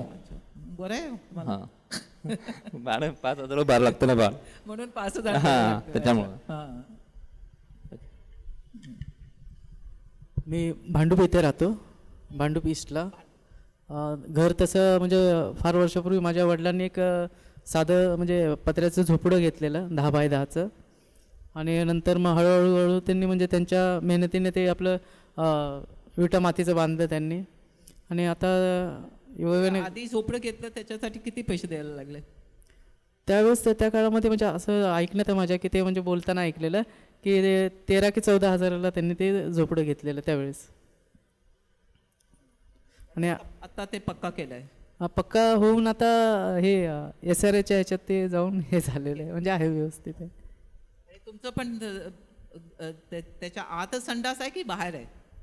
नाही ते बाहेर संडास, बाहेर संडास. 2 चाळी आहेत. नळ आहे घरात? घरामध्ये नळ नाही, असं बाहेरच होतं त्यावेळेस, बाहेरच होतं नळ. पाणी भरून पाणी भरावं लागायचं. आई सकाळी माझी रात्री म्हणजे 12-12:30ला झोपायची नाही, सकाळी 3:30ला उठून बाबा नंबर लावायचा आहे पाण्याला म्हणून. कधी कधी आम्हाला पण उठवायची की इथे बस म्हणून. मला हे काम बायका करतात की पुरुष पण करतात पाणी भरायचं? दोघे पण करायचे. आणि जास्ती करून मोस्टली बायकाच हे करतात. त्यांचं खूप हे आहे, मेहनत खूप आहे त्याच्या ह्याच्यात. त्यात सकाळी रात्री सर्वात उशिरा झोपणारी आणि सकाळी सर्वात लवकर उठणारी म्हणजे ती स्त्रीच आहे, विषयच नाही त्याच्याबद्दल. एकदम छान.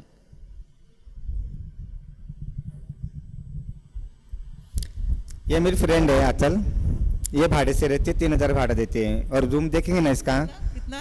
3,000 भाड़ा. ना पानी है, ना संडास है, ना कुछ है, जंगल में रूम है. और उसका रूम देखेंगे ना तो कोई पानी ना पीवे घर का, पत्थर का रूम बना के दिए हैं, तो भी 3,000 भाड़ा ले रहे हैं. और मेरी फ्रेंड है राखी, वो शौचालय के ऊपर रहती है. टॉयलेट के ऊपर? हाँ टॉयलेट के ऊपर. और मैं भी शौचालय पे रहती हूँ. हम तो बोल ही नहीं सकते कि हमको पानी का बिल नहीं है, हमको बाथरूम नहीं है, क्योंकि हम खुद बाथरूम पे रह रहे हैं. तो ये मेरा मानना है कि अगर हम रह रहे हैं वहाँ पे सुविधा रख रहे हैं, हमारे रहने से पब्लिक सुरक्षित है, तो वही रूम क्यों तोड़ा जा रहा है, क्यों नहीं पास करके दे रहे वही रूम? तो मेरे तो खाली यही मांग है। संजना, वो जगह है जहाँ पे तुम लोग रहते हो, वहाँ पे तुमको पैसा देना पड़ता है कि अभी नहीं नहीं, पैसा नहीं देना पड़ता है, बाकी सुविधा सब है हमको वहाँ पे। क्यों है सुविधा? क्यों बस्ती में हमको कोई रखता नहीं है, बाथरूम हमको यूज करने देते नहीं है, ना लेडीज ना जेंट्स। बस्ती में रहेगा तो एक किन्नर को रखा है, बस्ती में क्यों रखा है? छी, ये किन्नर है, थाली बजाएगा, बदवा देगा। हमारा दिमाग नहीं घूमता कि हम ऐसे बदवा दे देंगे, और ना हमको धर्म दिया गया कि हम बिना काम से पब्लिक को बदवा देते जाएंगे। हमारी जबान जब भी खुली हमने दुआई दी है, पर पब्लिक समझती नहीं उस चीज़ को, इसलिए मजबूर हो कि हमें शौचालय पर रहना पड़ रहा है अभी।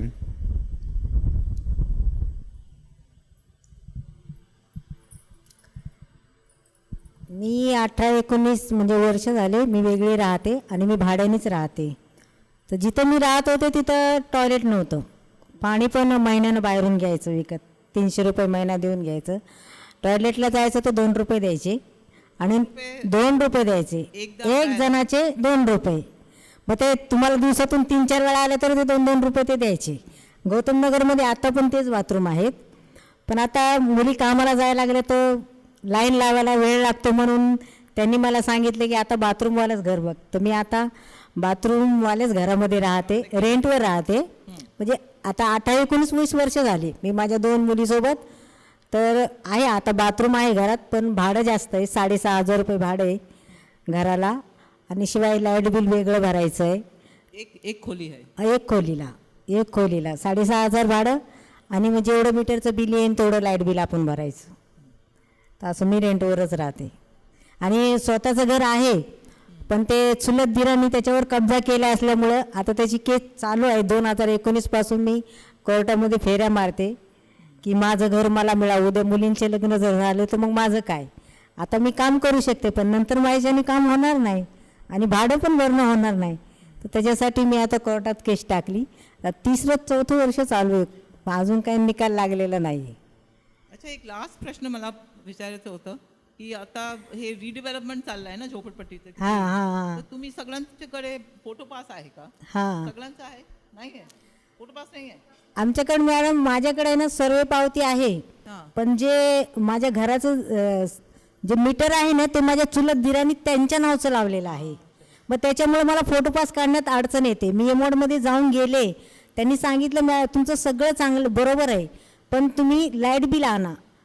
आणि ते बिल्डर लोक काय बोलतात SRA वाले की लाईट बिल कंपल्सरी आहे. आता मी बाहेर असल्यामुळे मी काही ते लाईट बिल काढू शकले नाही, मी ते काढलंच नाही. हां, तर त्यांनी सांगितलं फक्त पुष्कळ लोकांचा हेच प्रॉब्लेम हां. आहे की ते लाईट बिल पाहिजे.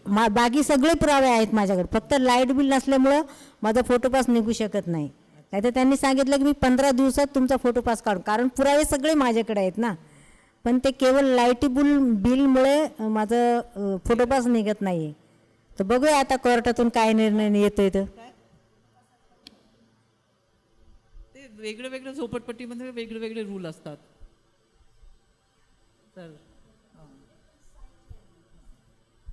तर मी जरा संक्षेपमध्ये हे इंग्लिशमध्ये सांगते आम्ही काय वार्ता केली. So I just in brief, this last bit that we talked about is actually the story of this city, where, as you know, all of us who live in this city know 50% of the people who live in the city actually are in impermanent housing. And their story is no different. And some of them, for instance, he earns about 10,000 rupees a month but pays 5,000 rupees as rent for the room that he rents. And she pays 6,500.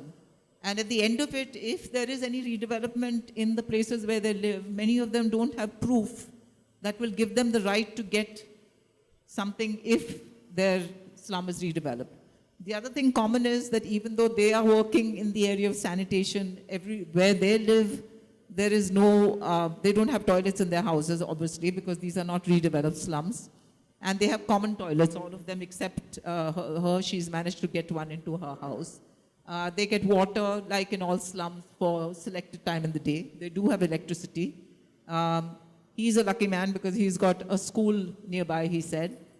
And the medical facilities, it's the same story, that they don't have any nearby medical facility. And if they fall sick and have to go to a municipal hospital, they can't afford a private hospital. That means giving away a day, at least a day of work, because it will take them so much time to get that facility. So if you look at that on top of everything else we've just heard, it's a story of a kind of hazardous work for which they ought to be compensated, but they never are. Even those who have permanent employ by the BMC have had to fight for every single facility that they've managed to get so far. Otherwise, they would not have got it. And many of those things they continue to fight for. Those who are on contract are in a very tenuous situation where they don't know from whether they will get anything. In fact, they don't get any of the PF or any of the things that permanent employees. The people who work on their own, if they form cooperatives like they have with the Sri Shakti Sangathan, then at least they get something because they're a group, they're organized, they're able to negotiate something. But individually, obviously, they would not be in a position to do any of that. And the worst, I think, situation is for our friend here who cleans septic tanks, because that's a job, the manual job that he does along with the other men. There is absolutely nothing. There's no organization. They don't have a union, and they don't have any way to leverage even either more money or something. As he was saying, if somebody dies, there's absolutely no way that they can, who do they go to for compensation for that death? There is no way that they get it, even though there are many laws, but they do not know how to get around it. So these are the voices, I think, that should really make us pause and think of the reality that when we hear the word sanitation, this is what we should be thinking about, what our friends here have just told us. So now we are opening the floor for questions. With one of you take the questions and moderate, or how is this going to happen?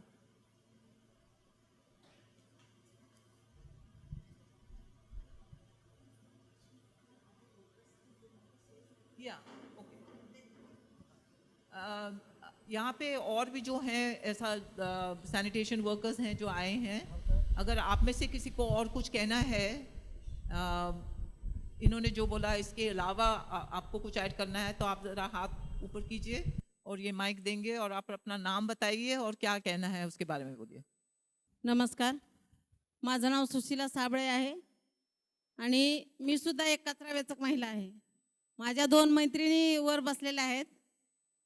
तर त्यांनी ज्या मागण्या होत्या त्या मागण्यामधलं सांगितलं नाही, त्यांच्याकडून राहून गेलं, तर त्याच्यावर थोडं मी हे करते.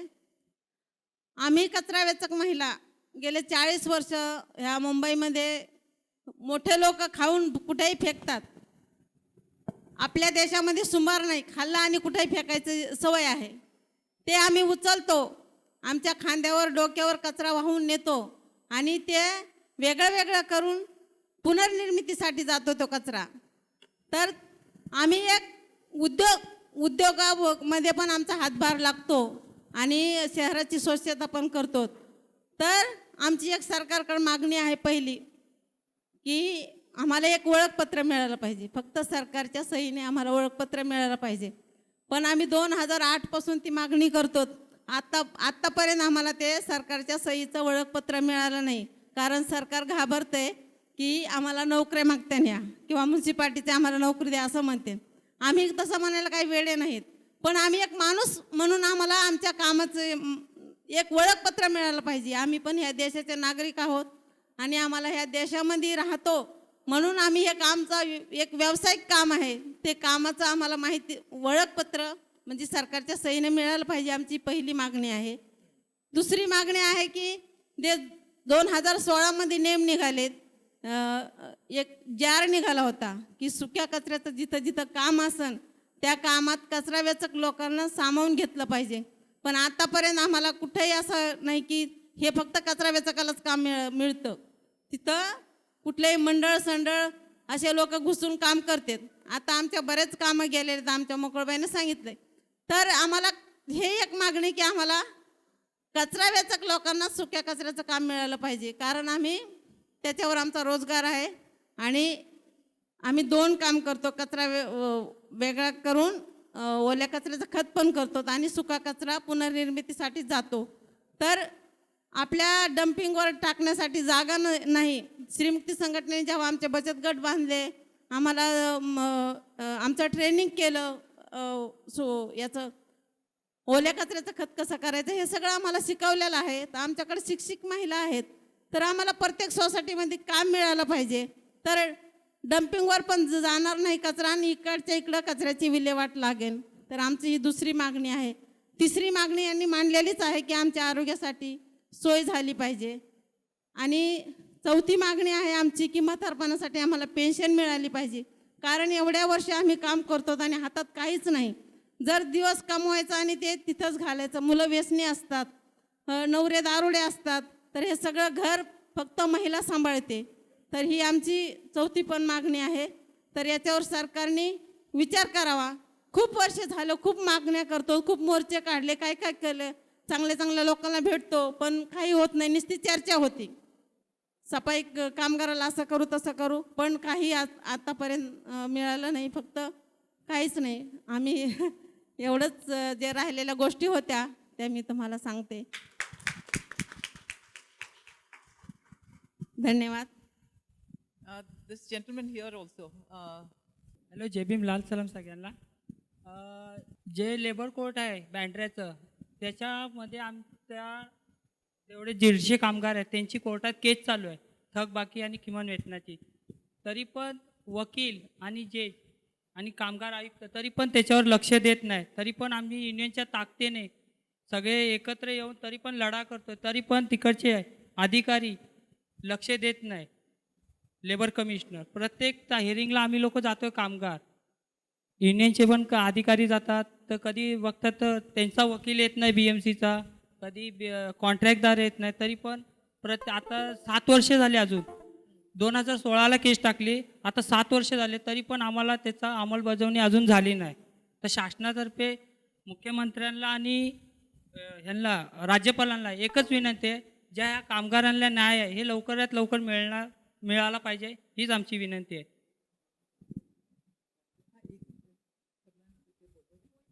अंबरनाथ मोरोली पाड्यावरनं आले, मोरोली पाड्यावरनं आले. आमच्या इथं आता हे ताई बोलले हेच आहे कचरा विचकचं. असं जवळ ठेवा. तर ते काय आहे, आम्ही पहिला आमचे घरं होते तिथंच होती डम्पिंग, तर आता ते खूप लांब घेतलेले आहे. तर तिथं आम्हाला जायला पण 20 रुपये लागतात रिक्षाला आणि यायला पण 20 रुपये लागतात. आणि जिथं जे लोक गावकरी आहेत ते आम्हाला विचून पण देत नाही, तिथं महिन्याचे 20,000 रुपये मागतात. ते कसं करायचं तिथं? आम्हाला महिन्याचं भंगार जमा केल्यावरती 2,000 भेटतात किंवा 1,500 भेटतात, त्याच्यात आम्ही काय करायचं तिथं? आणि जिथं आमच्या जागा घर आहेत तिथं होती ती लोकही बंद करून टाकले, तर आता आम्हाला लय त्रास होतोय जायला एवढे लांब. आणि जमा करून पण ठेवलेले लोक येऊन लवकर पळून जातात घेऊन. आमचं तर लयच हाल बनवत चालले तिथं. तर बोला आता या मॅडमचे मुलं एवढ्या लांब आले, तर मला हे बोलण्याचे जरा मोका भेटला आहे म्हणून बोलते तुम्हाला. आम्हाला काहीच व्यवस्था नाही, घरंदारं चांगले, घरं पण आमच्या गलत्यात पूर्ण पाण्यात, आणि तसेच याच्यात आम्ही राहतो. तरी पण सरकारच्या एवढ्या योजना आल्यात, पण आमच्यापर्यंत काहीच अजून आलेलं नाही. आम्ही काय करायचं, कसं राहायचं हे आम्हालाच कळत नाही. आणि एवढं पण आम्ही आता हे संघटनात म्हणजे राहून एवढा पण आम्ही निर्णय उचलला आहे का तेवढा तर आपण करूया. पण कसं आहे, आम्हाला पुढं सरकार मार्ग भेटत नाही, तरी आम्ही एवढं मिळून सर्व केलं आहे. पण त्याच्यासाठी आम्हाला सरकारचं काहीतरी योजना पाहिजे. आम्हाला हाताला लाला लूच नाही कपडे आहेत, मला बोलायला पण भीती वाटते. तर आम्हाला काहीच नाही टायमावरती भेटत. तर ते इंजेक्शनाचा कचरा दवाखान्याचा टाकलेला असतंय, ते पण आम्ही हाताने वापरतो. काहीच नाही हाताला लावायला नाही, पायाला. एवढं 2 वर्ष बिमारी चालतं, त्यासुद्धा टायमाला आम्ही लोकही भंगार विचला, पण तरी आम्ही घरी नाही बसलो.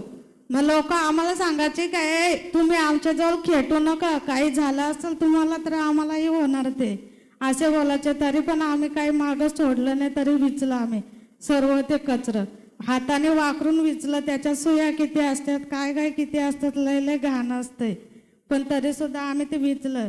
आणि अजूनही आमची तीच परिस्थिती आहे. म्हणून आम्ही सरकारला सांगतो का आमच्यासाठी काहीतरी योजना करावे तुम्ही. एवढं बोलून मॅडम माझं भाषण संपून घेते.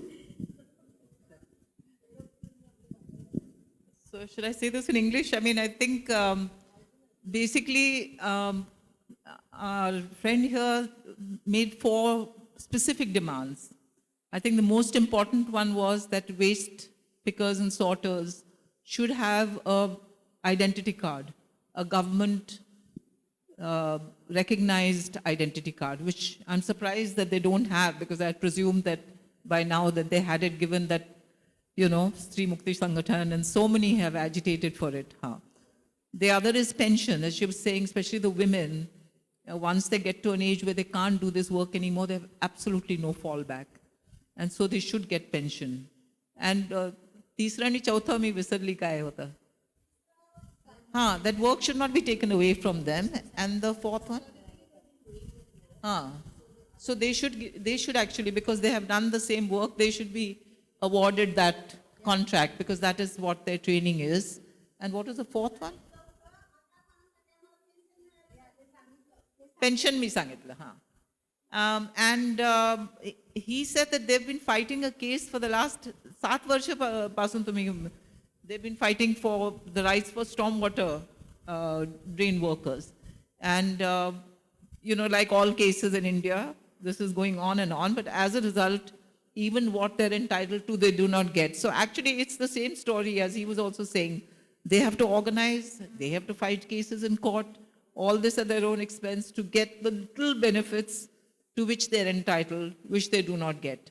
And even something like a recognition that the waste pickers in this city are doing the essential work of sorting our dry waste, for which they ought to get an identity card, which will, you know, regardless of whether they're permanent employees. What she was saying was that the government seems afraid to give them that, because they probably think that with that ID card, they will then demand permanent employment. So that is the reason that they're resisting giving it to them. But on the other hand, if they have that, that is such a safety for them, because that makes sure that they will go on getting that work, because they're recognized as doing that work. So these are the things that, I mean, there are many other people, but I think we're running out of time. Do we have time for any questions? 10 minutes for Q&A. Okay. So people can ask question in any language. We'll line up people who know. And also, can I just say about questions? There's a tendency in India, I'm very aware of it, that people make statements rather than asking a question. So may I please request, Hindi में बोलती हूँ. हिंदुस्तान में हमारी आदत है कि हमको mic मिलेगा तो हम भाषण देते हैं.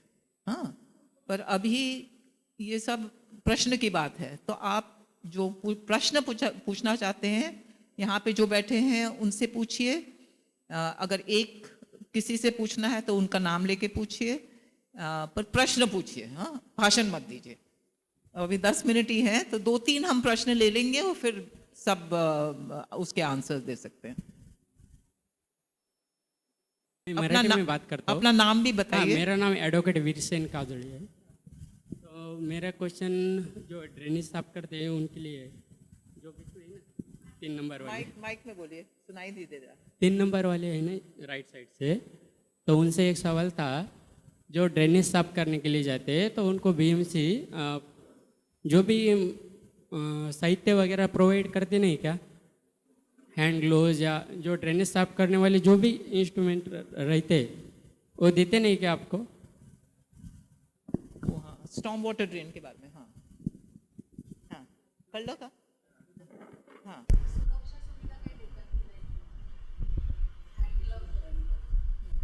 तसं बघायला गेलं तर आम्हाला ज्यावेळेस आम्ही कामाला लागलो त्यावेळेस सुरुवातीला आम्हाला काही सुरक्षा वगैरे त्यांनी दिली नाही. म्हणजे काय की हँड ग्लोव्ज आलं, मास्क आलं, किंवा ते डोक्यात घालण्यासाठी टोपी आली, अशी कुठल्याही प्रकारची त्यांनी सुविधा दिली नाही. सुविधा त्यांनी देण्याचा प्रयत्न केला, ती दिली, ती देखील दिली, ती अतिशय हलक्या स्वरूपाची दिली, म्हणजे हलक्या खालच्या स्तराची दिली. आणि त्याच्या आधी ज्यावेळेस देत नव्हते त्यावेळेस वर्ष 2015 डिसेंबर महिना होता, मी काम करत होतो. गटर जाम झालेलं, गटराचं पाणी वरती वाहत होतं, तर तो गटराचा चोक आम्ही जेटिंग मशीनच्या सहाय्याने ते फोडत होतो. जेटिंग मशीन म्हणजे एक पाईप असतो, त्याच्यात पाणी असतं, त्या नोझल असतो, तो गटरात असा सोडला जातो सरसर आणि तो चोक फुटतो. तर ते काम करत असताना गाडीचा तो जेटिंग रोलचा जो पाईप आहे तो पाईपचा मार माझ्या डोक्याला एवढा लागलेला की मी डायरेक्ट आ करून असं म्हणजे तर रस्त्यावरती पडलो. रस्त्यावरती पडल्यानंतर म्हणजे काही क्षणासाठी मी असं वरती हात लावून खालती आलो की माझा तिथे सुदैवाने माझा एक मित्र होता, त्याच्या डोक्यात लगेच आलं की त्याने मग माझ्या छातीवरती प्रेस केलं. प्रेस केल्यानंतर मग मला अचानकपणे जाग आली. मी म्हणजे श्वास घ्यायला लागलो. तर मी त्यांना विचारलं, बोललो काय झालं म्हणून. सगळी लोक वगैरे जमलेली, मला काहीच माहिती नव्हतं. मग मला त्यांनी काही सांगितलं ना काय झालं वगैरे काय नाही. तर त्यांनी सांगितलं की काम झालंय. मग त्यांनी गाडीत बसवलं, डायरेक्ट मला राजावाडी हॉस्पिटलमध्ये आणलं. राजावाडी हॉस्पिटलमध्ये गेल्यानंतर तिथे इलाज वगैरे जे काय ते झालं. पण तोपर्यंत त्यावेळेस पालिकेचा एक अधिकारी आला नाही. मला 12 वाजता मार लागलाय, 12:30-1 वाजता मी राजावाडीला हॉस्पिटलला आहे, संध्याकाळी 5 वाजले तरी मला तिथे बघायला पालिकेचा एक अधिकारी आला नाही, कॉन्ट्रॅक्टरचा एक अधिकारी आला नाही. दुसरी गोष्ट आहे की आता काही दिवसांपूर्वी अमोल गांधी नावाचा माझा मित्र ड्रायव्हर आहे, तो जो आमच्या गाडीवर ड्रायव्हर आहे. तर तो एचिस्टला वॉर्डला तिथे गाडी घेऊन गेला. काम चालू झालं आणि अचानकपणे त्याला अटॅक आला. तो जागेवर खलास झाला. सुदैव एवढं चांगलं होतं की त्यावेळेस फक्त काम चालू होतं, तो गाडी चालवत नव्हता. त्यावेळेस अशा ते कोणीही लक्ष देत नाही, म्हणजे कंत्राटी कामगारांकडे किंवा काही नाही. फक्त एवढं आहे की आम्ही संघटना बनवली, त्यांच्या विरुद्ध केस केली, माझं आम्हाला कामावरून काढून टाक, हे कर, ह्याच्यावर खोटे नाटे आरोप कर. आता कोरोना काळामध्ये जे आम्ही काम केलं की आमचा म्हणजे टाळ्या थाळ्या वाजवून एकदम बाबा सफाई कर्मचारी असे आहेत तसे आहेत, ते खूप चांगलं त्यांनी हे केलं, म्हणजे त्याचा प्रचार चांगला गेला. पण ते कोरोना काळात आम्ही काम करत असताना कोरोना काळामध्ये मी स्वतः साहेब तुम्ही जो प्रश्न विचारला ना त्या प्रश्नाचं एक उत्तर मी साध्या सिंपल भाषेमध्ये देतो. कोरोना काळामध्ये ज्यावेळेस आम्ही काम करत होतो पालिकेचा एकही अधिकारी तिथे हजर नसायचा. ते फक्त घरात फोनवर सांगायचे इकडे काम आहे तिकडे काम आहे. आणि ज्यावेळेस कोरोना काळामध्ये पहिला प्रश्न आमचा होता की आम्हाला मास्क द्या, कारण ते सॅनिटायझर आणि मास्क द्या म्हणून. तर ते आम्हाला एक मास्क द्यायचा, जो आपला साधा मास्क असतो हॉस्पिटल म्हणजे आपण मेडिकलमध्ये मिळतो, तो मास्क दिला एकदा. तर आणि समजा आज दिला तर आता मी गुगान साफ करणारा माणूस आहे. आता समजा काम करायचं, मला पाणी प्यायचंय, तर आपलं तेवढ्यापुरतं आम्ही हात धुतो. आम्हाला साबण देखील दिला जात नाही. तुमच्या माहितीसाठी सांगतो, आज पण साबण देखील दिला जात नाही. आमची तक्रार चालू आहे आणि तक्रार करायला मी स्वतः गेलो. माझा एक मित्र होता दत्ता जाधव नावाचा, त्याने कोरोनाच्या काळातच तो म्हणाला की आता आम्ही तर काम तर करतोय, कारण आमचं काम आहे ते, जर आम्ही सफाई कामगारात जर बाजूला हटलो तर या मुंबईचं काही खरं नाही. म्हणून आम्ही हे केलं, तक्रार करायला गेलो तर त्या मुलाला त्यांनी 15 दिवस घरी बसवलं आणि तू तक्रार का केलीस म्हणून त्याची फाईन म्हणून 5,000 रुपये दे अशी त्यांनी ती खंडणी मागितली. हा शब्दप्रयोग मी वापरतोय. त्याच्यामुळे सुरक्षा साधने वगैरे दिली वगैरे. आणि त्याच्यानंतर कोरोना वाढला. हे ते पीपीई किट, त्या काळातलं पीपीई किट ज्यावेळेस आहे ना, पीपीई किट काय झालं, पीपीई किट बोलले की आम्ही मागणी केली बाबा आम्हाला हे पाहिजे, आम्ही इकडे जातोय. उद्या माझ्या घरात जाताना माझी बायको, माझे आई वडील, माझ्या आईचं औषध मिळत नव्हतं कुठे, तर मला वडिलांनी सांगितलं असं असं आहे, तुम्ही आपलं राजेवाडीच्या आपलं परेलच्या इथून नॅशनल मेडिकलमधून औषध घेऊन गेलो आणि जवळ देताना मी हँड ग्लोव्ज वगैरे माझी सेफ्टी मी पूर्ण घेतलेली. वडील ज्यावेळेस गेटमधून असे आले तर वडिलांनी मी बोललो पहिले तुमचं सॅनिटायझर तुम्ही मारा. मी त्यांच्यासमोर माझं सॅनिटायझर मारलं, ते पॅकिंग केलेलं म्हणजे कागदाच्या याच्यात पॅकिंग केलं, त्याच्यावर प्लॅस्टिकचा कागद, त्याच्यावर प्लॅस्टिकचा कागद, असं हे करत हे केलं त्यावेळेस. म्हणजे अशा परिस्थितीत आम्ही कामं केले तरी त्याचं त्यांना काही नाही. पीपीई किट मागितलं तर ते त्यांनी काय सांगितलं मला की आता हे आणि आम्ही तिघे एकत्र एका गाडीवर आहे आणि हे तिघे दुसऱ्या गाडीवरती आहेत, तर त्यांनी काय करायचे, एक शिफ्ट संपल्यानंतर ते सांगायचे काय की हे पीपी किट धू आणि तूच वापर. आणि त्या ना ही एक सत्य परिस्थिती आहे जे मी बोलतोय आणि मी हक्काने बोलतोय. आणि मला हे पण माहिती आहे की आता हे जे मी इथे सांगतोय ना, तर उद्या ते लोक माझा काटा काढायचा प्रयत्न करणार आणि मी त्याला घाबरत नाही, कारण जे सत्य आहे ते सत्य आहे. फक्त तुमच्या माध्यमातून हे सांगायचं. त्याच त्यांनी मला प्रियश पडवळ नावाचा एक हे मुकादम किंवा सुपरवायझर होता, तो मला काय बोलला की नाही नाही ते किट तुम्ही घरी न्या, ते धुवा आणि करा. आता आम्ही घरी कसं न्यायचं, ते तुम्हाला सेपरेट जर दिलं, बीएमसीने सांगितलेलं त्यांनी जर सुविधा दिलेल्या आहेत तर त्या सुविधा तुमच्यापर्यंत आल्या नाहीत तसं सांगा, आम्ही जाऊन त्यांना विचारतो, नाहीतर आम्हीही करतो. तर सुविधा वगैरे आज पण काय दिल्या नाहीत, देत असतील. आज पण हँड ग्लोव्ज दिले जातात, ते हलक्या क्वालिटीचे असतात. आज पण ती टोपी तर त्याला काय म्हणतात इंग्लिशमध्ये काय म्हणतात, हेल्मेट जे दिलं जातं ते देखील हेल्मेट आहे ना, असं अलगद जरी तुम्ही एवढ्या अंतरावरून जरी खाली टाकला ना ते तडकन फुटतं. आणि आमचं असं काम आहे की 40 किलोचं मॅन्युअल असतं, 185 किलोचं मॅन्युअल असतं. ते मॅन्युअलमध्ये काम करत असताना जर तो मॅन्युअल तरी जरी पडला ना तरी तो फुटतो. आणि अशा वेळेस जसा माझ्या डोक्याला मार लागला आणि जर ते आत्ता पण जर ते अशा प्रकारचं जर ते साधनं देत असतील तर मग आम्ही कामगारांनी करायचं काय? आम्ही एवढं आमचं हे बलवत्तर आहे की आम्ही संघटना बनवली, महाराष्ट्र म्युन्सिपल कामगार युनियन कचरा वाहतूक श्रमिक संघ. त्यांच्या मार्फत एक दबाव तरी येतोय म्हणून ते आत्ता कुठे आम्हाला म्हणजे अशा सुविधा द्यायला बघ हे हँड ग्लोव्ज हे ते हे आहे असं आहे. So I'll just say in English that, basically he said more details of what we've already discussed about how even during COVID time, they were not given these kits. And if they were given, the PPE suits, for instance, they were told, you can use it again, just wash it and use it again. And they were just given those simple surgical masks, one mask. Till today, they're not supplied with soap so they can wash their hands after the kind of work they do. And he told us about how he had like an accident when he was cleaning and he had to be taken to hospital, but nobody from in any authority came to actually check. The fact that he was injured while working, but still there was no official response from the authorities. And that is a story that we hear many times, but to hear it from him just brings it home to us that, as I said earlier, people who do the most hazardous and yet the most essential work are not even given the basic facilities and the basic provisions that they ought to be given to keep themselves safe. Ma'am, I have a question from Samiksha. She's watching the live stream. There is a question. I would like to ask what the workers expect for their children's future.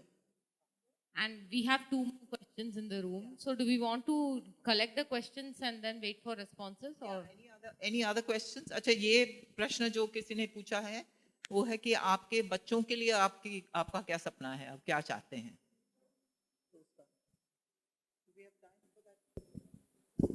जी, मैं हिंदी में पूछूंगी अपना सवाल please. जो जवाब दे सकते हैं please, या जिनको समझ आता है हिंदी. मेरा सवाल था, जैसे संजना जी ने भी बोला कि एसिड आँख में चला गया उनकी माँ के और उसकी वजह से आँख खराब हो गई. मेरा सवाल है पीपी या प्रोटेक्टिव इक्विपमेंट जो मिलता है ज़्यादातर महिलाओं के लिए जो मिलता है पीपी वगैरह, जो महिलाएं अगर टॉयलेट साफ़ करती हैं या उनका जो काम है सैनिटेशन वर्क का, क्या उनके लिए पीपी इस्तेमाल करना आसान रहता है? या उनको पहली बात अगर पीपी मिलता है या जब मिलता है तब क्या उनको आसान होता है इस्तेमाल करना? क्या उनको अपने साइज़ का मिलता है या वैसा पीपी मिलता है जो उनके काम के लिए ठीक हो? तो असल में सेफ्टी के लिए पीपीई के आसपास या पीपीई के तहत क्या सब चीज़ें ठीक हैं, या आप क्या मांगना चाहेंगे, आप क्या कहेंगे कि पीपीई में क्या कमी है?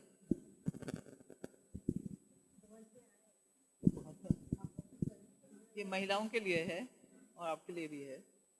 But any other questions, or should we just do we have time for one more question? Yeah. नमस्कार, माझं नाव करुणा आणि माझा प्रश्न संजनाताईंना होता की त्यांनी जेव्हा या विषयावर काम सुरू केलं सफाई कामगार म्हणून, तेव्हा त्यांना त्यांच्या गटामधून कशा प्रकारे प्रतिक्रिया मिळाल्या होत्या? कोणासाठी होतं ते क्वेश्चन? संजनाताई.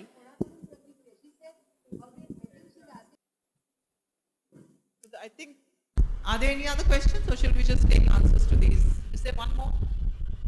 अब मैंने बताया था ना आपको कि काफी किन्नरों ने उंगलियां उठाई कि भंगी है, संडास सफा करती है, इन्हें किन्नरों से अलग कर दो, बाथरूम धोती है, गंदे कपड़े निकालती है. पर मुझे कुछ नहीं हुआ, मेहनत का खा रही हूँ. फिर उनकी औकात तब मैंने निकाली ना, तब वो भी देखते रह गए. मैं बोले ताली बजाकर भीख नहीं मांग रही हूँ तुम्हारे पास से, जैसे तुम कर रहे हो. इनको भी तो हाथ दे रहे हैं, तो हाथ दे रहे हैं. ये मेहनत कर सकते तो हम क्यों नहीं कर सकते? ये मेरा गलत नहीं है. अगर ताली बजाकर जिस्म बेचकर ही कमाना है तो फिर क्या फायदा है? कोई तो किन्नरा नाम कमाए, कोई तो मेहनत करके खाए. ऐसे तो बहुत हैं, पर सिर्फ संडास धोने वाले हम 3 हैं, एक में और 2 यहाँ बैठे मेरे, राखी और आचर. दूसरा वो प्रश्न था कि जिसने पूछा कि ये पीपीई सूट्स है ना जो पहनने पड़ते हैं कोविड के टाइम में, तो वो महिलाओं के लिए और आपके लिए भी उसमें कुछ क्या प्रॉब्लम था वो पहनने के लिए? एक ही साइज में सबके लिए पहनना पड़ता है। हाँ तो मैंने तो बोला जो ना, कपड़े पहनते हैं और जो काम करते हैं उसमें उसके साथ वो काम कर सकते हैं वो पहन के कि नहीं कर सकते? नहीं कर सकते हैं, नहीं कर सकते हैं, क्योंकि सिर्फ पूरा पैक हो जाएंगे तो फिर हम काम कैसे करेंगे? हाँ, मास्क हो गया, हैंड ग्लोव्स हो गए, टोपी हो गई, ये पहन के कर सकते हैं, पर पूरा सेट पहन के नहीं कर सकते काम। वो खुद ही 10 किलो का होता है और मैं तो कर ही नहीं पाऊंगी। और तीसरा जो प्रश्न था, सब कोई भी कह सकता है कि आपके बच्चों के लिए आपका क्या सपना है, क्या चाहते हैं आप? अब कोई माँ बाप ये तो चाहेगा नहीं कि जैसे हम बाथरूम धो रहे हैं, हम कचरा उठा रहे हैं, हम गटर सफा कर रहे हैं, आगे जाके हमारे बच्चे भी वही कर रहे हैं। अच्छी सुविधा मिलनी चाहिए, बच्चों की अच्छी पढ़ाई होनी चाहिए, अच्छी पोस्ट पे जाने चाहिए। हम भी देखना चाहते हैं कि हमारे बच्चे भी इंजीनियर बन रहे, मैनेजर बने, कहीं ऑफिस में जॉब करे, कुछ बिजनेस करे। यही चाहेगा माँ बाप, तो ये तो चाहेंगे ना कि हमारे बच्चे भी कचरा उठाए, गटर सफा करे। चाहेंगे आप चाहेंगे? फिर तो मांग करो सरकार से कि हमारे बच्चों को अच्छी सुविधा दो।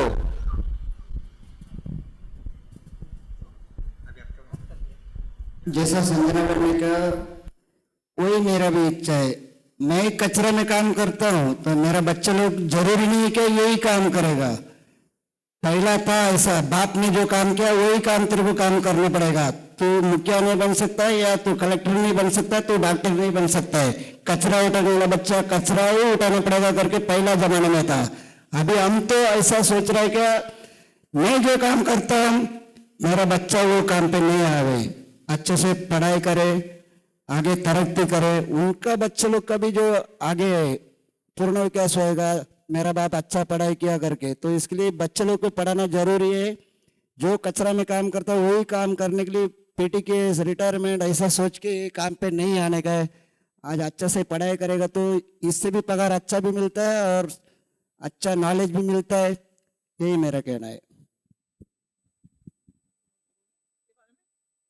सबसे अच्छी कहानी ये है कि ये भाई ने अपने आप तो 7वीं तक की पढ़ाई की है, 8वीं तक, पर इन्होंने अपनी वाइफ को बीकॉम करवाया।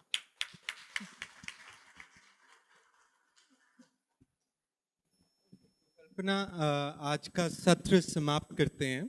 तो हमारे साथ ही जो आए थे, सुशीला, मोकुल, रामकला, शिवाजी, रवि कन्नन, संजना, सुरेश व कल्पना, उन सभी ने अपना जो वक्त दिया आप सबसे बातचीत करने के लिए, उनका आभार। एक बार जोरदार तालियां उनके लिए।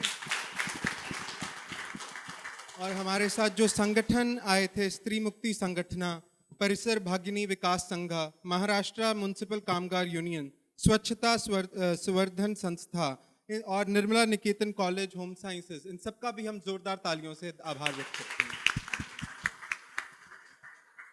तो मैं कबीर हूँ, alliance of Indian waste pickers, भारतीय कचरा गाड़ी का राष्ट्रीय कोऑर्डिनेटर। तो हमने ये कार्यक्रम दिल्ली में एक बार बातचीत करने के लिए शुरू किया, इंडिया हैबिटाट में। तो हमारे एक साथी ने, हमारे बहुत पढ़े लिखे साथी ने, हमारे कचरा बिनने वाली बहन जो पुणे से आई थी, उनसे पूछा कि आपको अदृश्य रहकर कैसा लगता है? तो उन्होंने कहा कि हम अदृश्य नहीं है, आप अंधे हैं।